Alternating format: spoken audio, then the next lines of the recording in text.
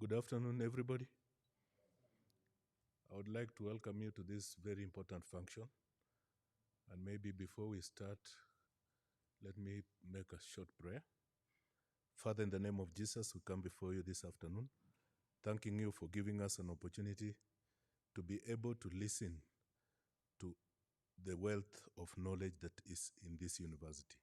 We thank you for our Vice Chancellor and members of the Evaluation Board. And we thank you for our visitors.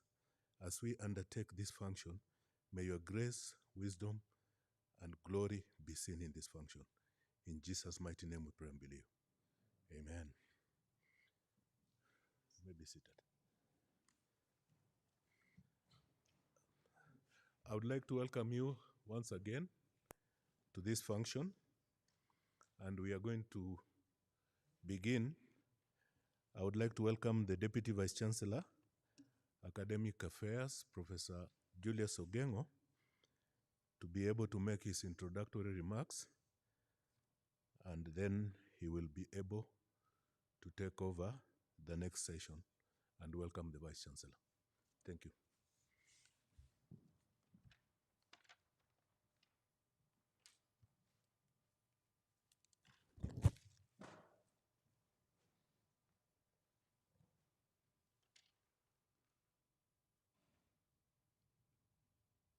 Vice Chancellor, University of Nairobi Senate, Management, Evaluation Panel, distinguished guests, family of Professor Were, ladies and gentlemen, it's my pleasure to welcome all of you, those of you who are here physically and those of us who join us online, to the University of Nairobi. The occasion is a public defense of a Doctor of Science thesis by Professor Frederick Were on the topic of the impact of health systems research on the support for inpatient pediatric services in Kenya's primary referral hospitals.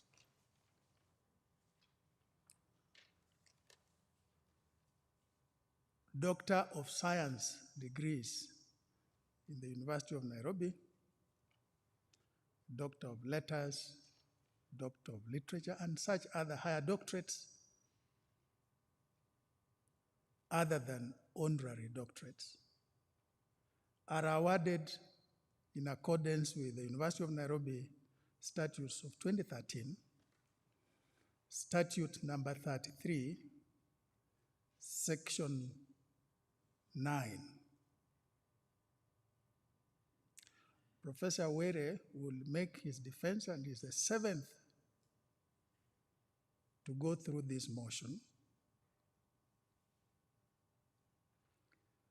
I'll take you through the steps that it goes through for record and information. The Doctor of Science is awarded to holders of Doctor of Philosophy. Professor Were holds a Doctor of Medicine of this university. It's awarded on the basis of publications, original published work, such as would give a candidate authoritative international standing in his or her field of research. Professor Were has submitted a thesis sitting on over 30 publications, articles published in high impact factor journals, including The Lancet. The publications have given Professor Were international standing, evidenced by, among many others, his appointment to several advisory boards of the World Health Organization, with an H index of 22 over the last 5 years and an I-10 index of 32 over the last 5 years. The university received application and processed through the faculty, and it was assessed for originality, contribution to knowledge and impact, distinction and international standing, and the accessibility of those works. The documents submitted were assessed by a faculty of health sciences panel of eminent scholars and were found to be of the required standard.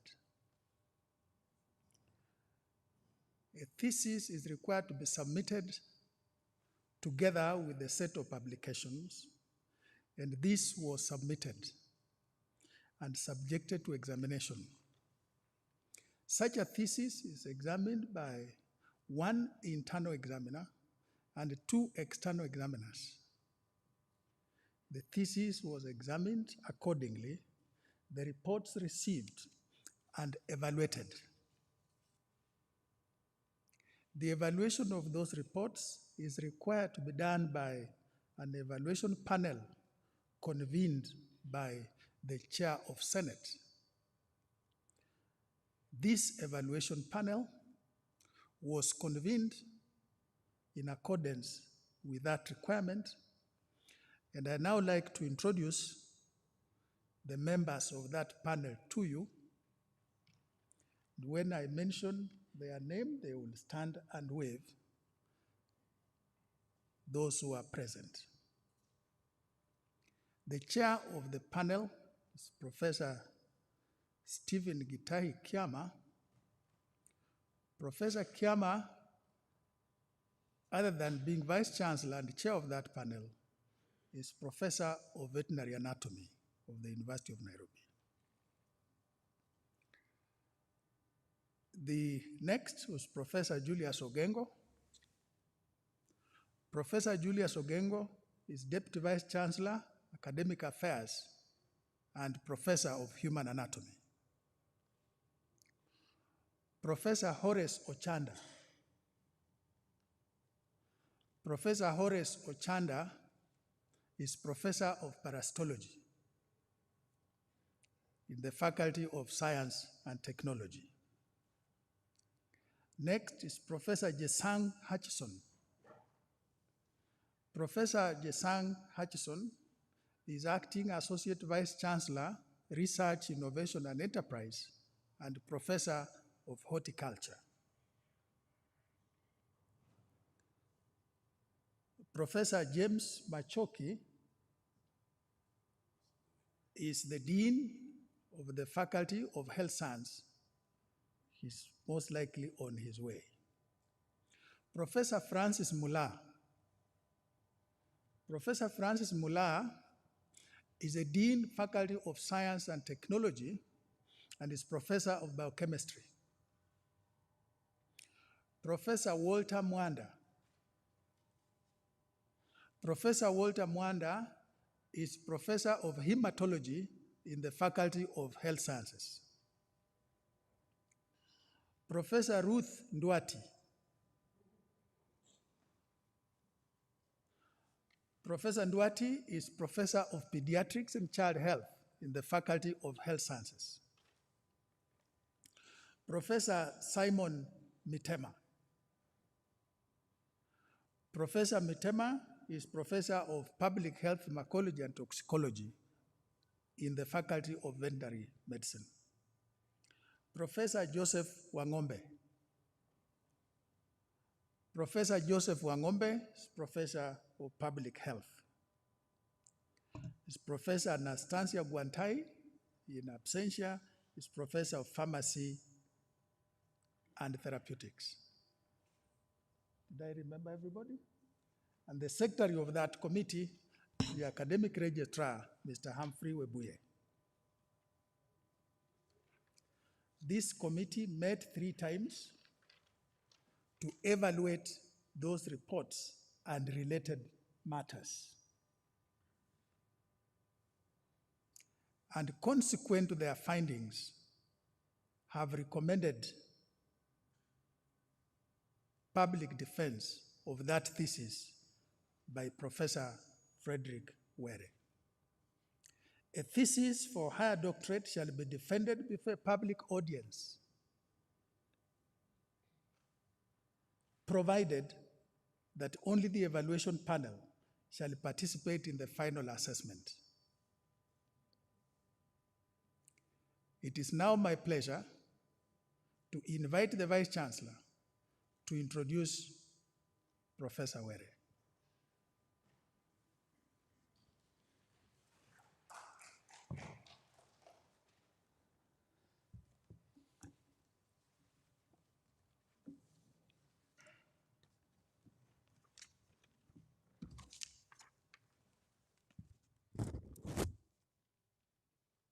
Yeah, thank you very much, Professor Julius Ogengo, the D.Sc academic.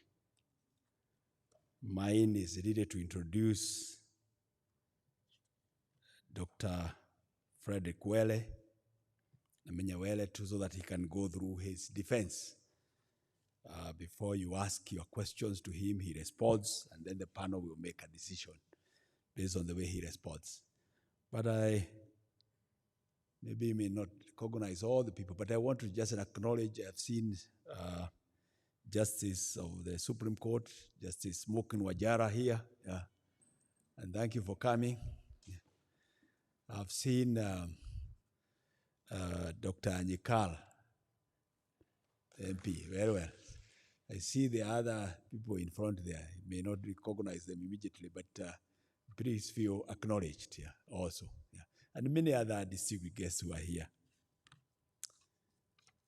To all invited guests, ladies and gentlemen, Professor Frederick Were was born on 30th August 1958 in Busia County, and later undertook his primary school education at Nambale, Busia, and Navakolo, Kakamega primary schools. He later completed his O and A levels in Butula Secondary School and Kirisho High School, respectively. He joined the University of Nairobi to pursue the Bachelor of Medicine and a Bachelor of Surgery in 1978. And he has not left the university since completing a Master's in Medicine in Pediatrics and a doctorate within the same field, and becoming a member of the teaching staff. He was also a fellow of neonatal intensive care at the Monash Medical Center in Australia. His career has been a combination of contributing to medical practice, research, and the education of young medical practitioners. He has been a lecturer at the University of Nairobi since the year 1994, and through the span of over 25 years within the university, he has become a professor of perinatal and neonatal medicine, the dean of medicine, and the acting principal of the College of Health Sciences. His role as an academic extends to Aga Khan University, where he is an adjunct professor. He has taught both undergraduate and master's students and supervised 50 master's theses and 5 doctoral theses. He is a co-founder of the Harigam Children's Clinic and has practiced in various hospitals, notably the Kenyatta National Hospital and the Bagathi Hospital, where he still practices despite having significantly slowed down his clinical practice in the private sphere. Newborn medicine and the health system have been 2 central points around which Professor Frederick Were's research has focused, beginning with his master's thesis on factors associated with growth fertiling at Mathare North Clinic, doctorate in long-term outcomes of very low birth weight, finally culminating in this higher doctorate thesis on how can health systems research support inpatient pediatrics services in Kenya primary referral hospitals. In the 30 years between these two diseases, he has completed 92 research-driven publications, 17 book chapters, 62 conference abstracts, and 12 policy documents. These publications have increased knowledge and awareness around the interaction between newborn health and public health systems. He has also acted as a reviewer for The Lancet, BMC Online Journal, African Health Sciences, East African Medical Journal, and was a member of the editorial board of the East African Medical Journal and the Advances in Vaccines. He has been a keen advocate on vaccination, particularly early childhood vaccination, acting as a joint chair to the Ministry of Health's Joint Maternal and Tetanus Vaccination Committee, as well as the chair of the Kenya National Polio Certification Committee, and more recently, he has been appointed as a member of the National Steering Committee on COVID-19 vaccination. His work in vaccines and neonatal medicine has earned him international recognition, and he is a member of the World Health Organization Strategic Advisory Group of experts advancing access to vaccines around the world, traveling to almost every continent to provide expertise on universal access to vaccination in early childhood. He has served in various advisory groups and task forces internationally, including the WHO's Technical Advisory Group on Measles, PATH's Scientific Advisory Committee on Wholesale Pneumococcal Vaccines, and as a chair of the Data Safety Management Board on the fractional yellow fever vaccines trial, among others. Professor Were is a firm believer in leveraging partnership, and Harigam Children Clinic was founded on an ongoing partnership with his teacher, who is here today, MD supervisor and fellow perinatologist, neonatologist, retired UN lecturer, Dr. James Yikal. And eventually incorporated his students and friends. He worked to establish the not-for-profit child health body, Kenya Pediatric Research Consortium, where he is a chief research advisor and frontier executive director. This organization works in partnership with the Kenya Pediatric Association to strengthen research and understanding around child health and pediatrics. He has been an outstanding member of both the medical fraternity and our country. He was the best overall Master of Medicine student in pediatrics in 1990. Outstanding fellowship student during his fellowship at Monash Medical Center, and was awarded the NESO Nutrition Institute Award in 2008. In 2009, he was recognized as Elder of the Order of the Burning Spear by the President Mwai Kibaki for his contribution to medical education and child health in Kenya. He is an active member of a number of professional associations, including the Kenya and East African Pediatric Association, Africa Rotavirus Society, Africa Vaccine Preventable Disease Network, International Pediatric Association, and the International Society for Tropical Pediatrics, among others. He is a believer of servant leadership and the quality which he showed in his term as dean and his tenure as the acting principal, and a quality he continues to imbue in the many technical committees and boards, both nationally and internationally. He has served in working to advance the sharing of knowledge and to improve the lives and the health of others. Professor Were is from a large family with 14 siblings that have contributed immensely to his life. He met his wife Lillian Anyango Were in 1979, and they were married in 1984, and they have 3 children: Wafula, the late, Balasa, and Nelima. In 2013, he welcomed another daughter, Bernice Mukuria, also pediatrician, to the family, and in the same year, a grandson, Wafula. He is a loyal and dedicated sibling, husband, parent, and friend, and he always goes out of his way to ensure the well-being of those around him. He loves sports, particularly football and cricket. And while he may not admit it publicly, he is a national fan. That is the man I want to introduce to you, Frederick Wele, a national fan, to come and share with us much more than that. Welcome, Dr. Wele, Professor Wele.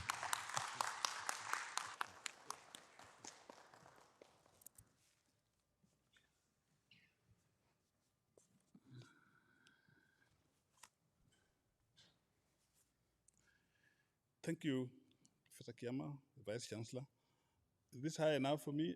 We are different heights. If you can hear me, then it's fine. I have never been so introduced in such detail with my colleague here, with whom we served as principals at the same time, and I'm humbled. Even cheating me of the ability to start the process according to protocol. I thank the presence of the members of Senate, the evaluation committee that has had the patience of looking through this thesis and guiding it. Believe me, they guide in one way or another. I thank you. The Associate Vice Chancellor acting, with whom you have sat in many other committees in the interest of this great university. Thank our presence. The Deputy Vice Chancellor Academic Affairs, whom I taught and has now taught me later. That is the way of life. I hold both of these, okay. Whom I taught and he has taught me back. So we are going round and round. And of course, the Vice Chancellor said. And the audience that I have here, I thank you very much. Smokin, the only surviving of my academic supervisors is Dr. Nikali here, as you'll see later in my presentation. There were 4 in total, 3 down, 1 not to go ever. You have to stay. And of course, all the audience that is joining online. When I was sitting there, I saw a number of my old friends and classmates. Welcome.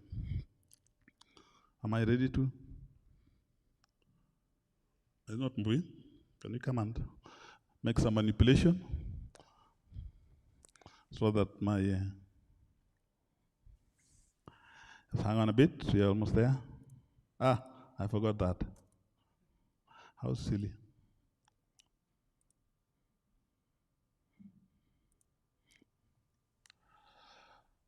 Is it appearing yet? I'm just seeing myself. Is that fine? Okay. Anyway, as we wait for the technical experts to make sure you're seeing the slides, we are seeing them now. I think some of this has been described pretty well, that my work was on the impact of health systems research in supporting inpatient care. So my aim today is to convince you that, in fact, I established that impact and that it was worth establishing. This has been submitted as described ably by the VC. Allow me to push some dedications of this work, perhaps the absolute tail end of my academic ventures, to my late son. Recording in progress. Oh, okay. To my late son, Wafula, was also introduced by the Vice Chancellor, thank you, who passed the age of 20 rather early. And one other gentleman, something has behaved badly. Yes, that's my big brother, Paul, who is represented here by his wife, Jacinta, who worked all her life for the university. I joined and left her here and joined her again, and she left me finally. That was my big brother, who also died at a rather young age of 54. This was tender young, and the other not young. And one can never forget, even if they have gone earlier or gone on time, my parents, who spent a lot of their energy in making sure that we became what we became. The science of my conversation will take that framework. Some bit of introduction, then rationalizing the methods that guided the 30 plus papers that constitute this thesis. I will then also, how can it move on its own? Yes, I will also then rationalize how I converted the 30 papers into a monogram and why that was necessary, share with you the findings, interpretations, and discussion, and spend a bit more energy, which is, I think, what the public needs to know on the contribution of this research and thesis to society in general, because that's the value of research.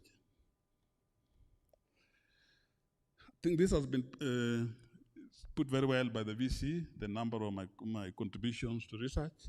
I can pass that quickly, as has been the sort of, he knows my pathway probably better than myself. His timings are more accurate than mine.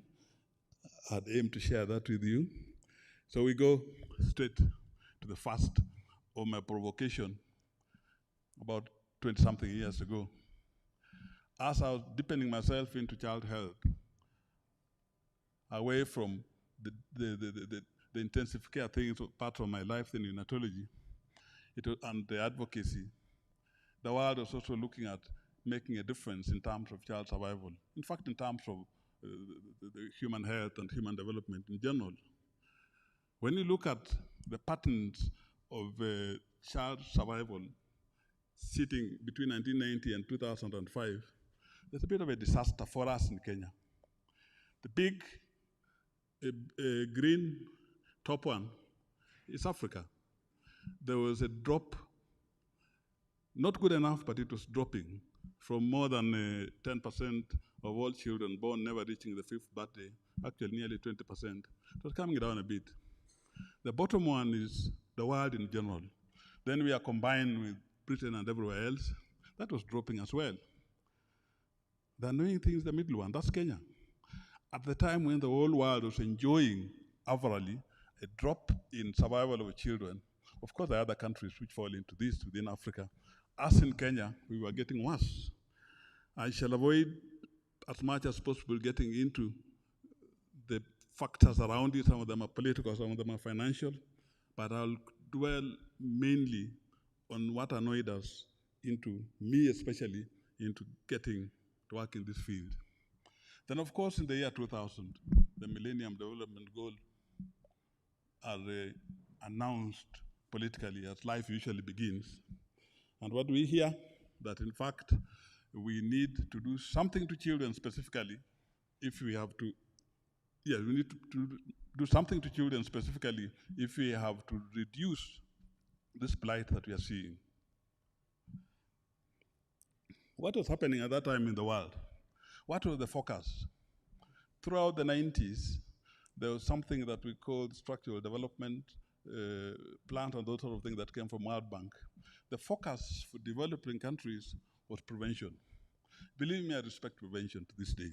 That's why the VC has announced my presence in things like immunization. I do that. Why does this keep jumping without my touching? That's where we're supposed to be. Sorry, yes. But it is clear that at the same time, we are tagged down the issue of curative care. That if we prevent all these diseases, that is all we need to do in some developing countries. And it was clear that that probably wasn't working. So emphasis was on those prevention, which should stay. We don't fault them, but at the expense of the curative issues, the ones we spend more energy on. So what are those systems that I said were weak? There was then a concept of growing called health systems. We are beginning to look at health provision, not just as a laboratory matter, a matter in the ward, a matter in doctor-patient health worker interface, but an issue for management in general, an issue that should be a combination of natural and social science. And that was advised by a lot of thinking and deep thinking. Hence the term health systems, which refers to all organizations, people, actions that promote health in general, be it financial, be it organizational, be it material, be it infrastructure. And at the same time, those who are defined by the international community, including some of ourselves, that what are these particular issues that matter, that should unite health provision beyond just the prescription and the injection that people know in the village, that you must manage it properly. And so there's what we call building blocks. And the top one was called governance. If you don't govern medical practice, if you don't govern the issues around the babies or the individuals you are treating, all the good technology goes to waste. And against this were a number of things that you are advised to use. Basically, governance means you set up the goals, you set up the budgets, you set up whatever it takes to make sure that that technology that we have reaches where it should. Then, of course, the next important one is information. If you do not know, you can't know what to act on. You can't know how to. So establish proper information system that gives you, I don't know why this thing is jumping, that gives you an aspect of everything you're doing, the inputs, the outcomes, in a proper recording. Then came the one we are more interested in, service delivery. Service delivery could be simplified, as we usually do in general practice, that we go there, a patient comes, speak to them, you find out what's wrong with them, and treat them. But it's a bigger ballgame than just that. It must be some organized system in which you deliver even that simple intervention. And so service delivery now started being divided into what we call infrastructure that defines the fact that your system is prepared to cater for the population requiring it, and what we call service delivery quality. Not enough to just throw it around. It must be at a certain level of quality, which you can monitor. It is always important to know that human resources are required. And now in the 1990s into the 2000s, ratios of how many of what we should in which area became apparent. Medicines and technologies became a matter of direct concern, as was financing. So what then we are saying is that if we are going to go into the war of protecting the systems that were weaker, especially towards direct delivery of health to those who are sick, we have to look at it as a system, not an isolated intervention. You know that my research has been health systems. My topic has been health systems research. What am I going on about the health systems themselves? You cannot research on what you have not defined. It's important for me to beg your time and speak about the systems. But then how do they link with what stimulated me into doing this work and requesting that I should inform the public about, and hopefully use that to earn the accolade that I'm applying for. One, the indicators, something tells me that there's a ghost helping me. The indicators that I mentioned are an audit. You go to a system like you can come here and count the number of seats and the number of wards and number of that. That's an audit, including auditing the frequency to which practices are being done well. But they inform us how we are in terms of both processes of care and the availability of infrastructure for the care. If you want to interrogate them properly, that's what we call health systems research. That having audited the status of what it is that is defined by the building blocks, I can see the computer wants me to define health systems for ourselves, that's fine. The research then is something else. It's a multidisciplinary field in which we actually look at all aspects that I mentioned earlier within that. That is an area where you remove yourself from the usual clinical biological research, which we know. Most of us doctors find out why people die and those sort of things, and they find out the effect of penicillin on this and that illness. This one looks at everything put together. So you interrogate through all the disciplines that were described in the building block that I mentioned. The overall purpose of health systems is to improve understanding and performance of whatever it is you have put down that should help humanity. Maybe just a bit of history. One of my favorite subjects earlier in life was history, so that I get us on the same page with the health systems research, how it has evolved. Actually, if you go to the Google, the first journal that was publicly circulated in health was around about 1840. It was the British Medical Journal. We were not very far. The first East Africa Medical Journal was 1924. So we are not too far from our colonizers into joining the fray of informing. But all that time, we were talking about an isolated case. We are talking about how many people have survived and not, how many people have been born.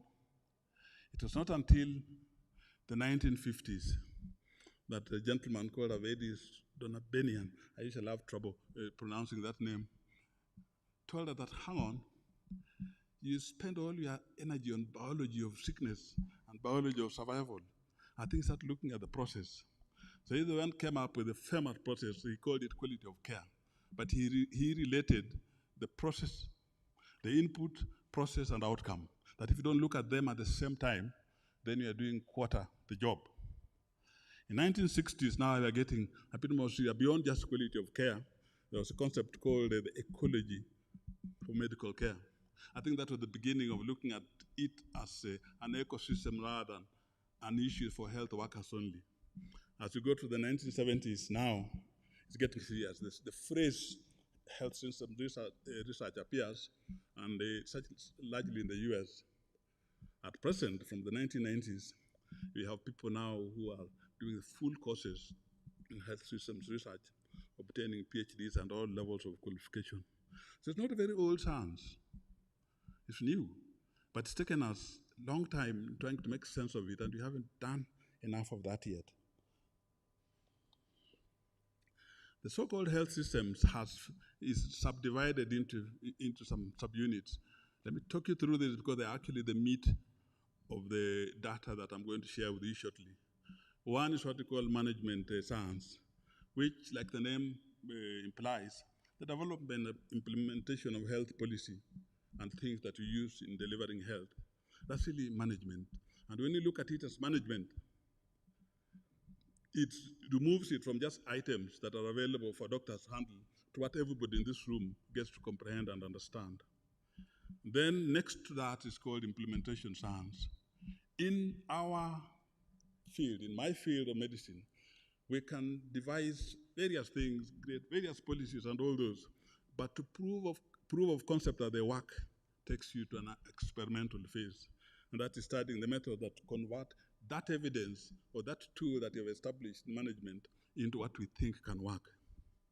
After it has worked, now you deliver it to the consumer. We know that this injection works when you have pneumonia, you start it. But basically, even that requires a scientific approach to apply it at the most optimal. And that's why science was carved around, it's called delivery science.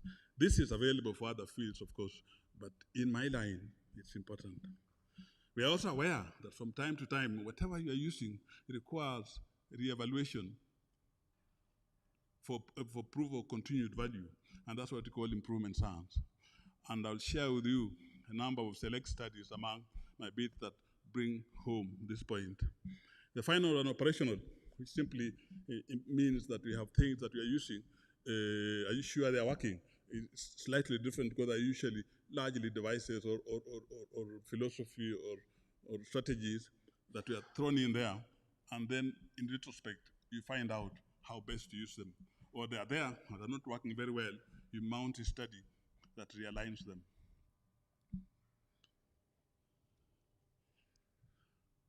Allow me to, the crowded field here, but I'll try to read this to you because this is one of the stimulation in the mid-2000s, about 2009, that I read, and I started thinking about this work we've been doing over the years, which is being read out there as single isolated paper. I'll share with you a slide on how those papers have been received in the world. But nobody is looking at them as coming from one unit. All they are seeing are these 30, 32 papers that came from some chaps in Kenya. Do they have one story? That's the ethos of this conversation. Margaret Chan was the Director General of WHO in 2007. And she stood up once and said, I'll read verbatim, because I enjoyed reading it verbatim, that something is wrong. For the first time, public health has commitment, resources, and powerful interventions. She paused, I guess. What is missing? Well, it's covered. Is this, that the power of the interventions is not matched by health systems that can support those interventions. There's no adequate approach or investment in making those interventions work. He continued to say, this is largely due to lack of capacity that arises from failure of governments all over the world to adequately invest in health systems by using research. You can discover anything as good as it would be, but if you don't invest in how to make sure it works well. Yeah. And she said that if health systems research continues to be neglected and underfunded, we are not going to win the war that we should win. Her concluding remark is that in absence of sound evidence, there will be no good way to compel investments in health systems. because the people who are advocating the power and usefulness of health systems will not win if they are not convinced through evidence. And therefore, the systems alone are the structure. Science must come to convince people that they are working. So allow me now to get into the things I actually did. That was part of the story that was backgrounding me into the work. So the objectives and methods of the primary research that led to this bit. Globally, the thought, which wasn't written in 2002 as I started with my colleagues the work, was that the researchers should be able to initiate a general culture in Kenya, especially where child health is concerned and others, of interrogating everything they do away from assuming that they're all done through the laboratory and that, the health system, to remove ourselves from predominance of what we call clinical biological research. Have that go on, but have this as well. So what these papers were aiming to do, describe the performance indicators of the system supporting patients in primary health care. Why did we pick on those? Because at that time, I believe that the majority of children who are sick actually go in those hospitals. The big households, Kenyatta was seeing a small bit, the majority will go to what we call district hospitals. And number two, after establishing the gaps, do something about it, undertake intervention. Then use these findings, the interventions and the successes thereon for enhancement of practice and policy. So that was that bit. Just allow me to very quickly let you be on the same page as me in terms of what it is that, what the methods we use for the studies. Actually, three main ones that we did. One was to find out, which is called cross-sectional surveys. We go and count numbers and say, this is what happened, this was not happening. The second one, for purposes of especially setting the ball going, is finding out what are other people doing to develop policy. How are people providing training? How are people managing to engage the governments to listen to them? And that was not through direct research, but what we call systematic reviews, including information locally. And that is vital when you're beginning to set a stage for your own research. Then now to prove concepts. We had a number of what we call randomized control trials, where you give something here and you don't give enough of it here and find out an outcome. A few results will help us there. Because the fundamental desire I had was to prove that if you did this, this, and that in terms of health systems, in terms of strengthening them, there will be benefit. The primary natural science demands that you compare one group and another. So this slide is just telling you that we took 8 hospitals and we divided them into 2 with very many parameters, making sure that the mix is similar, including trying to distribute them around the country as much as possible. And we ended up with 4 that were intervention, 4 that were control. So the malaria transmission rates were shared between the 2. The antenatal HIV prevalence was shared between the 2 groups. The status of child survival was also shared in the same, and even poverty to the extent that we could, so that we can convince the Lancet and others that we have done serious methodology. I'll share with you just one slide, one big slide on this one. What did we mean by intervention? Intervention was that we develop something, we put it together, and make sure that it works. And how do you make sure that it works? We subject them to these 2 groups of hospitals that we have divided them, and one we give this, and one we give this cells, and see where it's working better. So the main product was what I'm calling CPG here, which is called clinical practice guidelines. That if you made people work according to guidelines, what would happen? Does it make a difference? And those 9 were the total interventions, that thing that we needed to do to say that we have now given these people enough preparedness to perform as well as we want them to. Because some of the things we are using already of proven benefit, we could not deny any group all. So it was, we clustered them in one group where you give everything and the other group where you give a bit less, as indicated there. So just to share with you that we went through a process of making sure that we have subjected a tool, the important tool we have, to the committee properly. Let me share with you another learning process that I went through in this process. That is training. Training of health workers in our early days when I was a younger doctor was largely something is brought in, and we are told quickly that this is the way you should be treating malaria, and this is new, it's been proven in Liverpool, go on with it. That had failed us for a long time again and again. So I decided to look back and say, why don't we borrow from the social scientists who are very thorough about making sure that the message gets there? And then you got into this kind of teaching methodology. We majored on making sure we do things that can change behavior. We adopt adult learning. I say we because you can't do this alone, but I would say right in the thick of things. You have to influence what we call social theories. All those are things that have been done again and again by social scientists to a lot of success, which we had sort of put at the backside as natural scientists.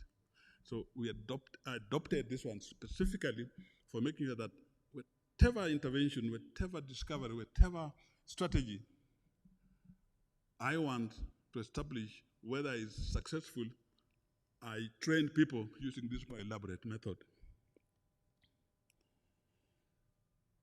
There's a desire from the beginning that policy is going to be an important thing. You cannot just, again, confine yourself to the consumer and the primary frontline worker. And this slide is saying an example of my attempt to create a pathway to developing and influencing policy. And what appeared to work well that I'm reporting here is that it needed to be phased into 1, 2, 3.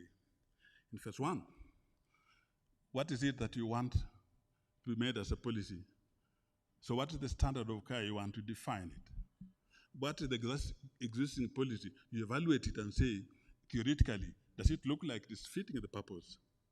Having done so, get others to agree with you. Get other stakeholders, the users, the politicians, the administrators, the MPs if they're required. Then move into phase 2, where you're now having convinced yourself that this is something that's worth working on. Then you determine the worries. Here, the example I used was care of newborns in Nairobi. A lot of this has been going back towards my primary training. And the interest was to find out, are the newborns in Nairobi accessing the care that they need? But if they're not, should we look at a policy that makes it easier for them? So get the access issues, define the gap, define the coverage, explore the availability of missed opportunities, and with that, we now go and deal with the political side of things. I promise to share a slide a bit later that tells us exactly what we found with this methodology. Having conceptualized those studies that were done, now many years later, the year 2000, I'm sitting down and saying, okay, this work that has occupied most of my academic life, how can I conceptualize it into a thesis that is befitting of a higher doctorate? So it's not the independent studies I'm talking of, it's now putting them together and finding out what message they pass. So this thesis aims to provide thematic narrative of those 18 or so years of work supporting child health. The thesis also aims to analyze and report on the impact of the health system's interventions.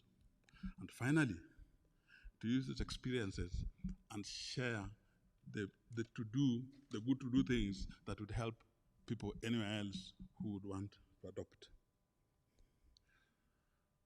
A summary of the papers that we did. They are broken down into the theme. We have, of course, health systems research. Then we have the themes called management, implementation, delivery, and improvement. More importantly for us is to say, how did I decide that this should be a paper that is covering management? The performance is easy. Any paper that is just looking at the numbers that are performance. Management, the designs were the commentaries, which are looking at methods of doing things that have been done elsewhere that we can actually adapt locally with our own modification. Implementation fell into the usual cluster, parallel, or simple randomized trials. And these papers are reporting this strategy that we are creating that is new or that we are modifying. How? Delivery science is largely, again, prospective studies. What qualified for this one? The moment we had completed, every work around the intervention that we wanted, studies continued, finding out, is this process improving? Is this increasing? How is it here? What are the structures? How are they looking like? So those constitute delivery methods. And finally, some work on improvement, which was also clinical trial. This is as I thought it out, was that one, after reading through the performance of health systems supporting inpatient care, based on the 2002 survey, the very first one, actually, interestingly, is the most, of all those papers, is the most sought after papers by others. I looked at governance, service delivery, and health information, and decided that those were very poorly performing. And those were within the realm of the responsibilities of us clinicians to make a difference in. Of course, there are other things like medicines and that, those you can downscale to others. This was really my concern. So I said, okay, if I'm going to make corrective interventional research, why don't I look at these gaps that I found and now look at them behind the lens of management, implementation, delivery, and improvement science. So we look and say, if we need to improve the governance, to enhance delivery, and establish some health information infrastructure, because that's one of the very lacking things we had, then we need to have a proof of concept by another survey later. Do all those things and survey again. And when you have done that, you now end up with what I put together as a thesis. So I picked it up from that, broke them down into the story of management and that, and then armed with the fact that I'm seeing some improvement, then I say, okay, I can showcase this in the thesis. I can also share this with others, and importantly, use this information to suggest the important contribution of this work to society. I'll hold a little breath, then I'll run, not quickly, but patiently through the findings. I was assured that I should feel free to take the afternoon. So let's just run through what I found as the state of the health system supporting inpatient care in the year 2002. This was done across 14 hospitals spread out in Kenya, out of which those 8 that we did the comparison were picked with a little deviation somewhere. Professor Irim is here. She might correct me because she was there when we were doing that arrangements. But that is what it was. So one, the aim was to report on governance, service delivery, health information systems, human resources for health, and I think over there is health financing that is hiding. Quickly, when you look at what structures or items that define leadership, they're usually the standard administrative structures in a hospital. And there should be that we have the committee that runs the pharmacy, a committee that does this, a committee that is what we used to call the district health management teams and that. Those were present in nearly all the hospitals. But we were not armed with the ability to find out. We did not aim to go and look at the minutes and find out how well they function. What touched me more was looking at the availability of policies. The government and the world has a set of policies, 9 of them, that are expected to be in use at all times if you have to perfect care of any individual in hospital. And something has a habit of happening. When I'm not touching it, I'm not guilty. None of them are found in evidence. So the conclusion here, therefore, is that they are not in use. If you don't find them there, they're not in use. One of the most disturbing one was the one that is on the extreme right. That's clinical practice guidelines. And that's really the hallmark, at least, of making sure that we are doing the same thing to the same kind of patients all over. If those are not there, then we have the freedom of basing on our memory and our school days or whatever. So those who are absent nearly all the hospitals. This then sort of led to a conclusion, inevitable, that leadership and governance was failing the inpatient care of children. What about the service delivery? I take 3 examples here. Some of the most basic things for children. You need to know their weight. You need to find out the usual things, the way we call them vital signs, heart rate, breathing rate, skin color, and that. You need to find out more critical things that are life-threatening. Are they conscious? Are they breathing well? And those are the percentages that were doing it. In less than half, a child is going on until they go home, hopefully, or pass away, and we don't know the weight. And even serious things like the signs that are very, very immediate, life-threatening, were falling short. More specifically now, so-called service delivery quality, I don't think each of the details are as vital as understanding that key things exist which are structured in the way we ought to work, making sure you have x-rayed somebody who requires it, you have checked malaria, you have treated malaria properly, you have checked the hemoglobin properly. All those were sitting at when as poor as 0 in the hospitals at the time we went. One of the most worrying things was for the research to obtain some specific issues about how we, the clinicians there, were performing our duties. We needed to look into the files and find out. Unfortunately there, most of the patient files had very little clinical data, very many abbreviations nobody knows about. Basically, at that time, the data available in those hospitals could not support a good thesis by my M.Ed students if they wanted to, if I was criticizing the amount of information that they've got, critiquing. Just quickly, on the health information, the only information available was, easily available was death, mortality as we call it. A few strange discrepancies there, I'll not bog you down on them. Or you have someone with a very high inpatient mortality, and they're claiming that they have very few stillbirths. So I think the issue here was more inconsistencies in quality. So looking further at the information during that survey, we get into what was presented to us as case fatality, where the proportion of individuals with a certain illness die. Given the scanty data of even diagnosis in the file, we took this with a pinch of salt and we accepted. I, however, report that when you find in hospitals a range of between 3 and 46% of death from the same illness, hospital of the same level of support, it's a bit of a worry. So thoughts were more that probably data quality, and data quality includes the fact that they're not recognizing the different levels of severity of disease. Human resources, we had a quick look at that one too. I analyzed later, looking at 3 categories of, I think there are actually 4 categories of worker that are important in those hospitals. One is the pediatrician. By 2002, the country had been producing pediatricians from 1990, I think 1998 or thereabouts. There should have been quite a few out there. I was in the middle group there. Only 4 of the 14 hospitals had a pediatrician. You come to medical officers. Only 6 of the 14 hospitals had a medical officer assigned to the ward. This is now a specific category. Being there and spending all your time with the outpatient does not help the ward. And the things got better with clinical officers, whom I don't train, but thank God they were there.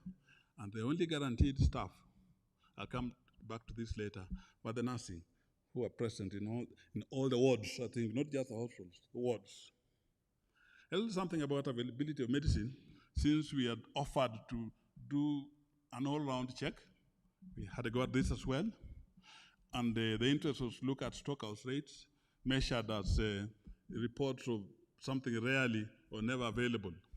And I divided that into laboratory medications, which are primary, those which support, and medical equipment. I think the message here is that the majority of the hospitals were doing reasonably well in many aspects, especially laboratory, because 3 means that less than 3 hospitals were reporting an unavailability of those items. But still, I think if things are sitting around 54%, for the majority of hospitals, that's not good. So what we call medicines and the technologies was not performing as well as we would have liked to report. So just quickly to reflect on my thoughts so far. So leadership and governance are determined as poor, because if all the 14 hospitals hardly have the structures that's supposed to advise them, even if they have them off-head, have no evidence. Service delivery was unsatisfactory, though some aspects were reasonable, above 50%, because this is measured by to what extent we are making sure that all the care is based on known evidence, which is available in the hospital, so that I can say that what's happening here is the same thing happening there. The information system was consistently poor, and the human resources, there's inadequacy in numbers and even distribution. The major stockouts reported, I think, were there, but this is perhaps the best performing building block. Having got there, my question is, okay, I've got what I've got in the survey. Now, what do I do? Let me delineate the things that are the day-to-day work of a doctor myself and the doctors that I train that will go out there. And that is focusing on governance and leadership, delivery, information, and maybe to some extent human resources for health, to see what can I do in the line of health systems research to bring about some improvement in that. That is within the sub-themes. So I'll go through each sub-theme and share with you what it is I found. In management, what my work is telling us that one of the disturbing things, absence of quality data needed to be answered. And therefore, the first step in management was to establish a data quality infrastructure that can support everything that we do. So that's within the report, that there is one. I'll describe it a bit later. And then that we are walking around hospitals. The only guiding documents we had were those that were moved from WHO and brought there, and the few that we saw that and unaltered. So develop clinical guidelines as a support to management, okay? And then sort of initiate some direction, policy development, because all these will get to no ears if they're not embedded in policy. So what is the infrastructure I'm talking about? It is what we came up with, called the Clinical Information Network. I have a slide layer which describes it as the anatomy and physiology. I'll share that with you. But for the moment, an availability of internet-based information network that is uniting those hospitals at a central point.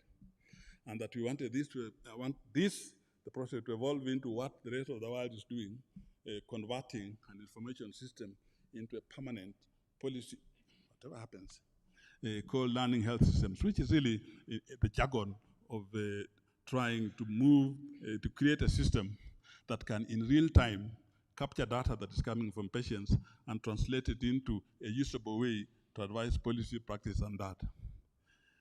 I share this just to give you a little comparison that the learning health system has been applied in many countries, big ones, not the small ones like us. I think the top one is England. I think there's South Africa somewhere, and the USA. So the Clinical Information Network, now soon to be passed on to the Ministry of Health, is an invention that is local to create a situation where data does not require you to go through all those rigmaroles of seeking permission and all that. But this is, I'll confirm this later, has been very useful to us. Not look at the busy slide, just to see that locally, right here, we looked through and we invented all these guidelines, modified those needing modifying, created new ones, and now in the country, we have, I think, the 6th edition of the same, waiting for the 6th or thereabouts, looking at the 4 aspects of care that were found disturbing in the original survey, looking at the primary conditions that cause the most deaths, looking at the treatment of emergencies that don't respect which disease, they will be there, looking at supportive care and prevention to some degree.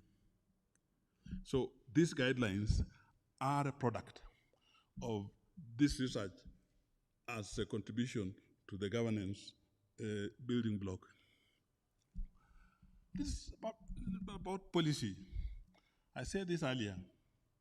In work around Nairobi and wherever else I've worked, it's clear that nurses are the primary clinicians in newborn units. Except Kenyatta, where we have 5, 6 neonatologists. Kenyatta has 6 neonatologists, and Pumwani has none. And Pumwani has 3 times the number of babies. So basically, in the country, that's what happens. But they are small in number. So there's a need to try to look at how best to utilize them. So what this work, which is an accumulation of a lot of data that existed, looking at the babies that were born in 2018 in Nairobi area, and we assume we can work out the population that needed care that is high quality, and work out how many actually did. We found that if you look at this sort of cascade, the top one, the long one, is all the babies, the 21,000. Thereafter, they're approaching different levels of quality of care, accessing to the last one, which is the best. And 0% of them got the best quality we'd like them to get. The best was less than 50%. So that led to a policy proposal that we can try to task shift some manual duties of these nurses are the only people who are going to be able to man these hospitals. So if we give them more time with the patients and let other manual duties be done by others, and this policy proposal is being evaluated, and there's new research to guide it, which I'm part of. So again, as a reflection, an opportunity exists for clinical uses of an information network that I propose here that is working. This has worked in many places before, not much in the developing countries, LMIC as we call them. This is one of the first there. The clinical practice guidelines, when locally produced, is a good idea, and properly domiciled, it's a good idea, and I'm going to convince you about that shortly. And there exists an opportunity for the first time for us health workers to create policy and give it to the system, rather than the system finding policy and downloading it to us. This is the evidence that that can be done. That pushes me to establishing, I did promise that my work involved establishing that you can create and establish fitness for use and invention. That is what is implementation science for you. So 3 things I'll speak about. One is my work in establishing utility of a modified or a new structured record of admitted patients, because that was lacking in the survey. Introducing in a manner that is better than the previous one, or simply pushing them there and informing people any practice guidelines that you create. And then a bit of the use of some innovations in applying, in utilizing the CPGs. So briefly, soon after we had completed the survey and found the emptiness in the content of the file, efforts we sat down and created what we call the pediatric admission record, which is now actually in general use in the whole country. I'm very proud of that. And they needed to prove, however, immediately that it will work. Introducing new things doesn't always impress health workers. Nature scientists and even social scientists, they always believe they know what they're doing. So this one, because of the approach I and my group used to introduce it, it was better accepted. So if you begin times 0, when they were dealing with the files, and you could pick the information, the quality of that information. And then you look at the periods, I think it was 2 months apart until 8 months, the improvement in uptake and improvement in the quality of the data. Very exciting. That's what you have. I could actually report that this is now being used in all hospitals in the country, not just those 14. Thus, clinical practice guidelines needed also to be subjected to some evaluation to establish that we are introducing something that we haven't had before. Will it work? And again, this histogram is informing us that of all those aspects, what I call structural, are things which are not direct prescriptions on that. The consumables, the essential drugs, and all those, they were better utilized in the intervention group compared to the control. Even what we call process, the indicators of what we do, the hands of the doctor, were also improved to as high as fourfold for reducing antibiotic errors. So it was possible, and it is possible, to actually create our own or modify them to be different from what came, but depending on how we introduce them, it works. This is an example of how introduction actually makes a difference. At about the time, I missed the time a bit, during the intervention period anyway, the World Health Organization changed, no, I think they hadn't changed this one yet, I'm being unfair to them. We used a different method to test just one item of a guideline, that is treatment of pneumonia, vis-a-vis classifying it properly and changing treatment from one form, which is by mouth, to injectable and back. And because we did not use that entire package that I listed earlier of 9 items, we only used 2, audit and feedback. We found actually no difference between them. Nevertheless, if you stayed long enough, those are those nice charts going upwards with the likelihood, the odds ratios of having an impact. The longer you stayed, the better the chance. But this is telling me, and asking me to tell people, that if you want to use a very narrowed approach to introduction, then be prepared to hang around for a long time and keep an eye on things.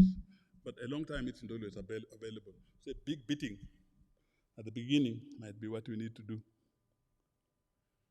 So basically then, I pioneer family that pediatric admission record proved absolutely essential. And in fact, it's part and parcel of all the other interventions that we did after. No doubt about the value of multifaceted, as we call that method. You cannot just bump things into hospitals and expect people to look and obey you.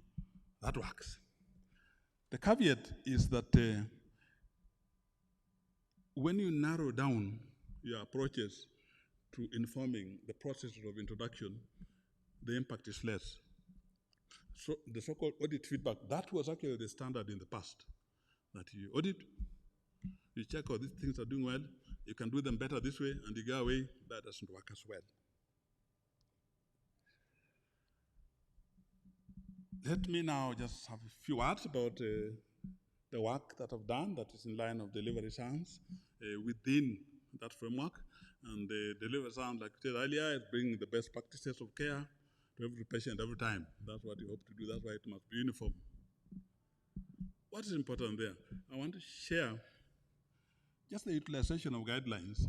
This is now inside our work, how it was impacting elsewhere, even not necessarily within the 14 hospitals that we did our survey in.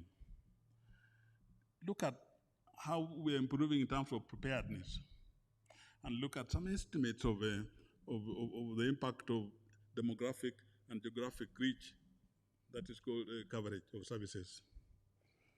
First one is this one. 2 things were particularly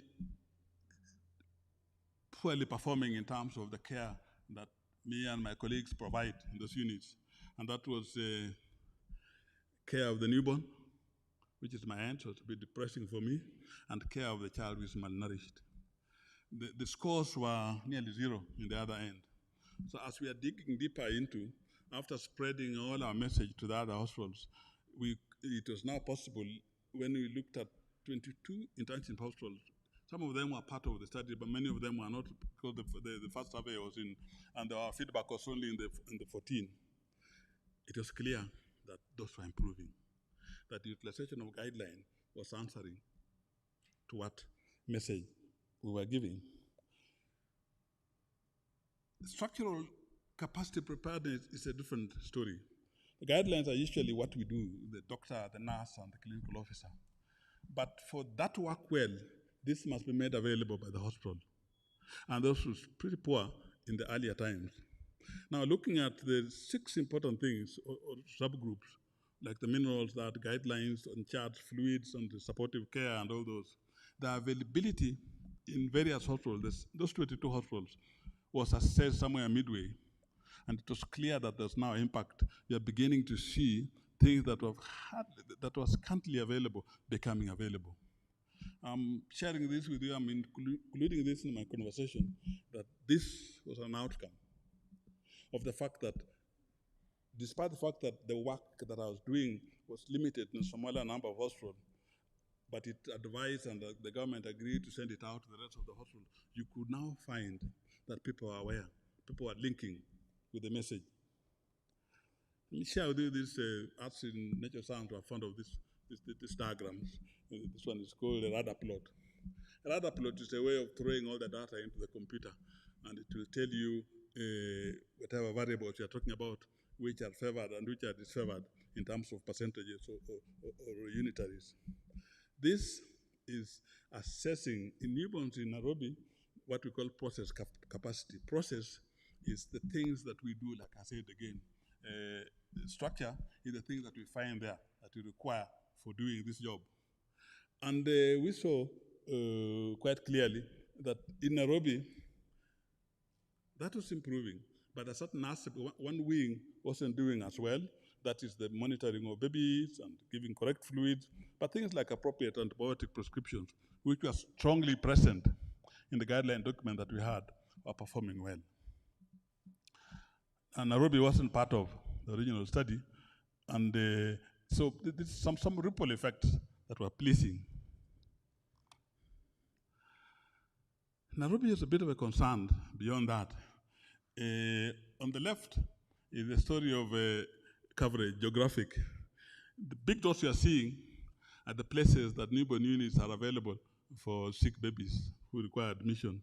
So they're concentrated in the bits where we live, not so much in the periphery.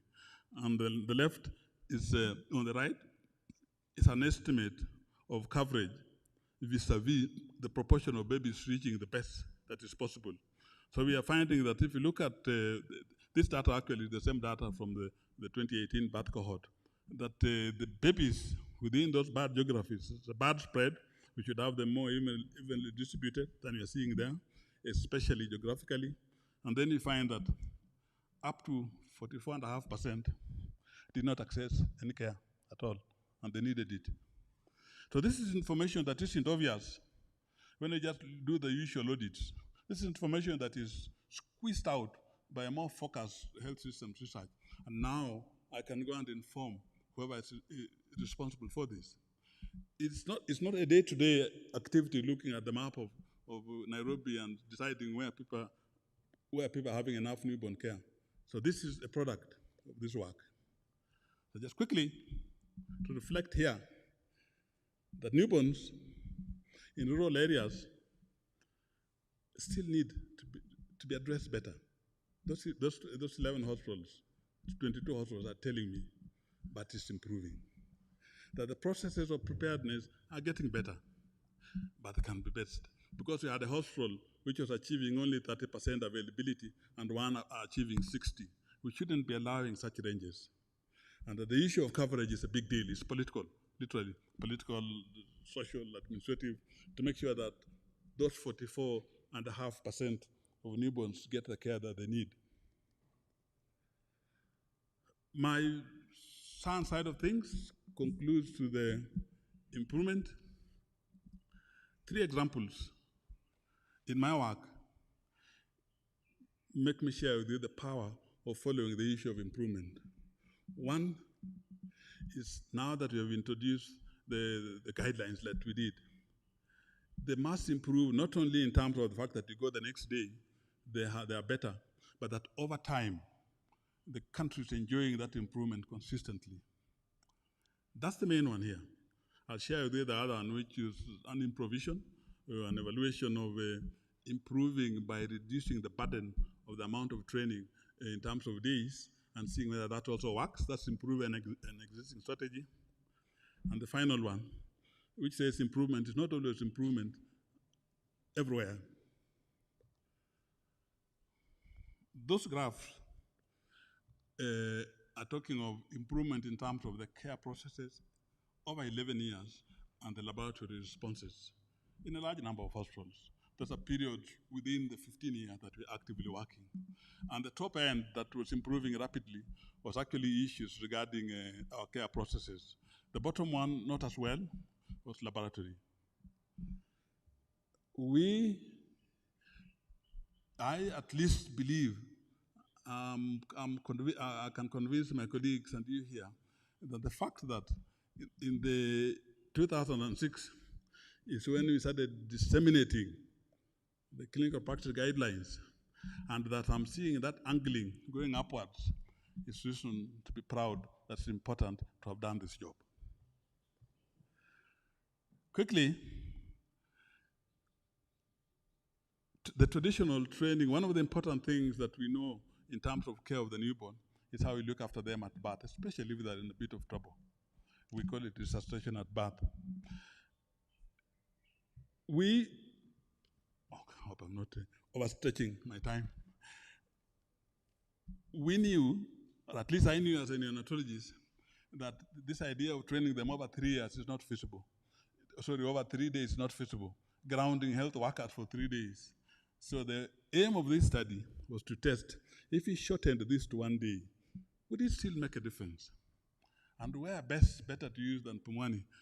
This is the first time I'm naming the place we went to. We generally avoided giving names of places, but this was something we were proud of, and even Pumwani was, so I can name them. So assessing intervention versus control, where control was that we went and trained a group of nurses, and they started working. Then 3 weeks later, 3, 4, trained another group during the working, and after another 3 weeks, we assessed their performance. So those who had a shorter time of utilizing the knowledge and skill were considered controls.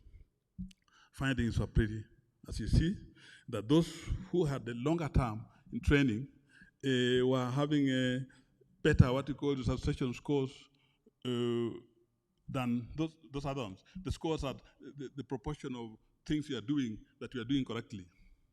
The second, on the right, is about the errors. Again, the resuscitation errors, some of them are such that they can be a danger to a child. And we found that those who are in the intervention, were doing much better.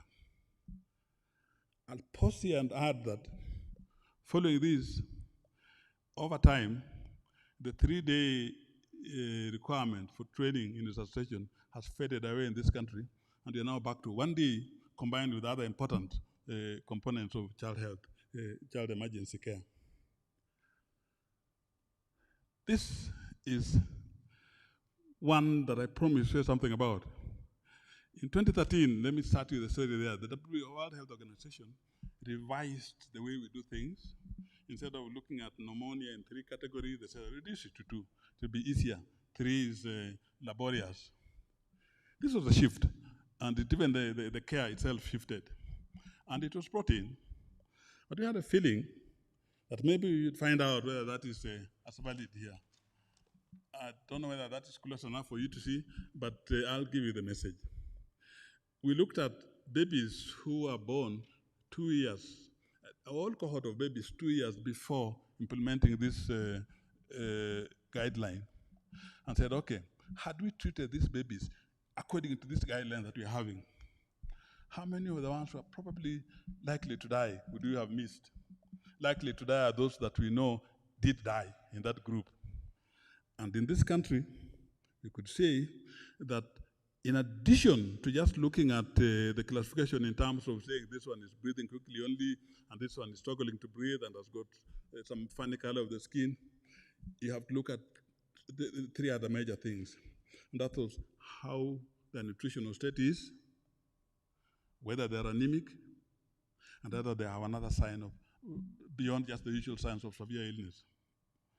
What are we saying here is that when an improvement is brought to you, don't assume it's directly successful. You have to interrogate it further, and that's what I'm reporting.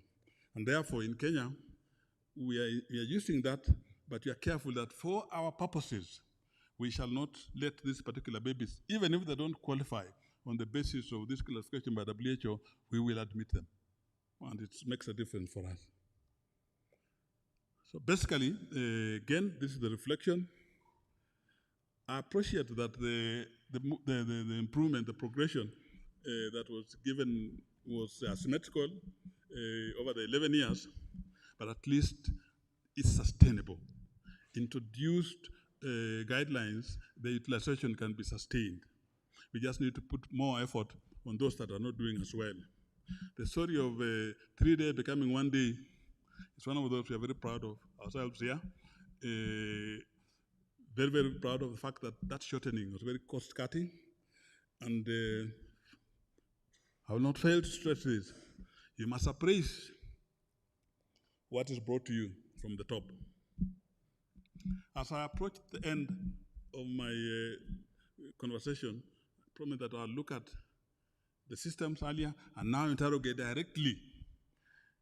Many of the other studies I've been speaking about are happening outside of my study hospitals. Now I went back to the study hospitals to find out the things that I found underperforming. How are they? Just the hospitals. In fact, one of them pulled out, and I used 13 this time.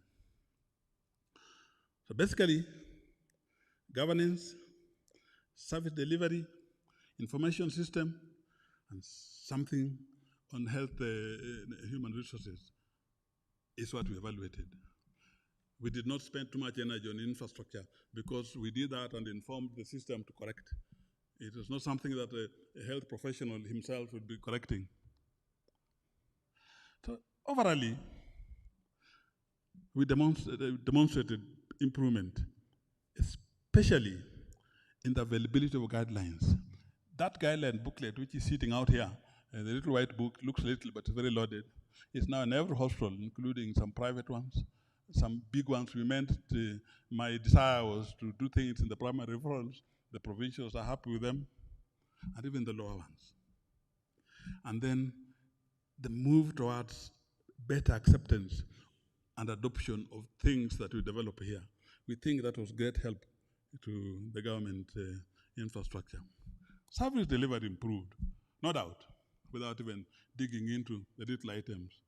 I only wish to add that some of them still look poor.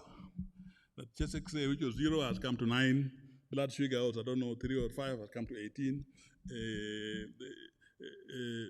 Lumbar puncture, which is what we stick behind to confirm presence of a lethal disease called meningitis, has improved. But this is improving from 0 to 66. So strictly speaking, this is another success story for us. Perhaps one of the strongest things was the issue of health information systems. Now we have more refined data that you can even sit down and on your desk determine what you call the risk factors to mortality of any of the babies in the following category. And you are saying that the baby who is behaving like their neurological system is abnormal, that baby has 3 to 300 times increase, 30 to 300 times increase the percentage of death. If they're having trouble breathing, that is as high as is written there, 40 to 260%, and so on and so on. This kind of information wasn't there with us in 2002.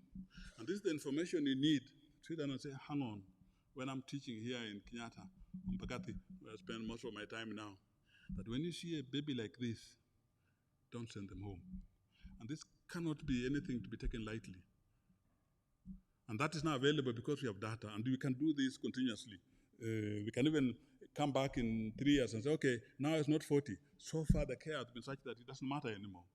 And we don't need to be spending the money we spend on this service to do that because it's now sitting with us.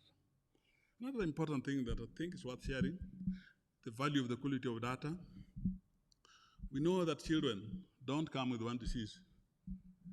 The pediatricians here, senior and junior, would know. A child has malaria and probably pneumonia as well. They have anemia and they're also dehydrated. This refined information can now be granulated into knowing how many things are causing mortality in this baby. So we know, therefore, that if a baby comes, like that middle one, and has got malaria, has got pneumonia, has got dehydration, those ones, the deaths are much higher, so that we are more careful. And the essence of information and its accuracy is to advise our judgment to save lives. This one is not a product of the main issue that we inquired earlier, but in subsequent research in the year 2000, I was looking at the distribution of pediatricians only between 2002 and 2020, and it's pleasant to know that it's much higher. I don't think I brought that about, but I think it's worth noting that the awareness has sort of persuaded the counties to be interested in making sure they have a pediatrician. So it's an improvement here, to which I don't lay claim, but I inform that it's there. So quickly, improve the governance and leadership functions, that's a great thing. And this is impacting on really all health system building blocks. We have positive strides in service delivery. This really is something I'm very proud of, having been part of. Enhanced health information system, paramount. And some improvement in human resource distribution, to which I don't lay claim, but I inform. Actually now, means becoming to the end. What am I claiming? That this is informing the world. My first point is this one.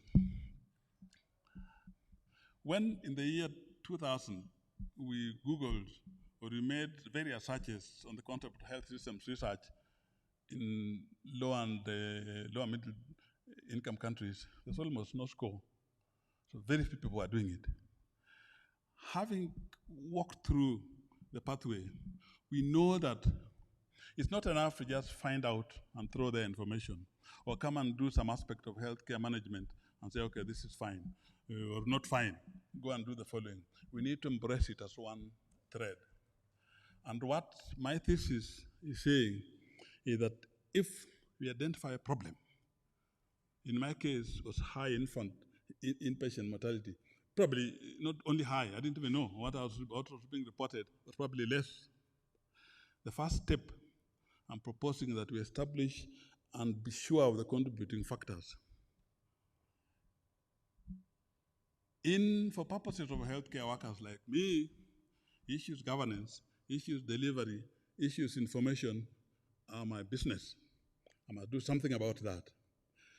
I must also find issues infrastructure, issues human resources, and pass those who will deal with them. Because it's my duty to inform the Minister for Health that this is, if the routines are not informing them. Then having done that, I come to what I'm proposing as a first level of intervention.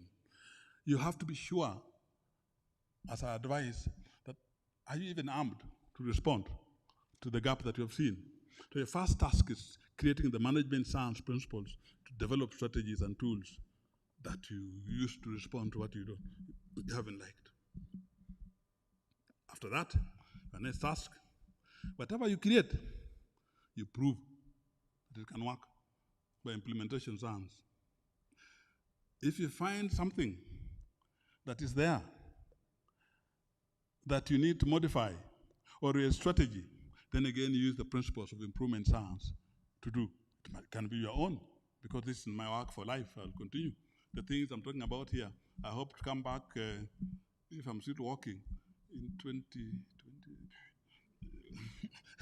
before I retire, to again communicate that I made this improvement. Having done that, then you do another performance evaluation, because you have one at the end. And I'm proposing that this is something I'd share for others to use. The other thing is it's important to create a data collection infrastructure. This is what I'm calling the anatomy and physiology of clinical information network. that have participated in putting it together. Those nice structures, I hope you're seeing them well from where you are. You begin at the top. I think that's brown at the very top, which is called data records. That's what used to be there, things written in files.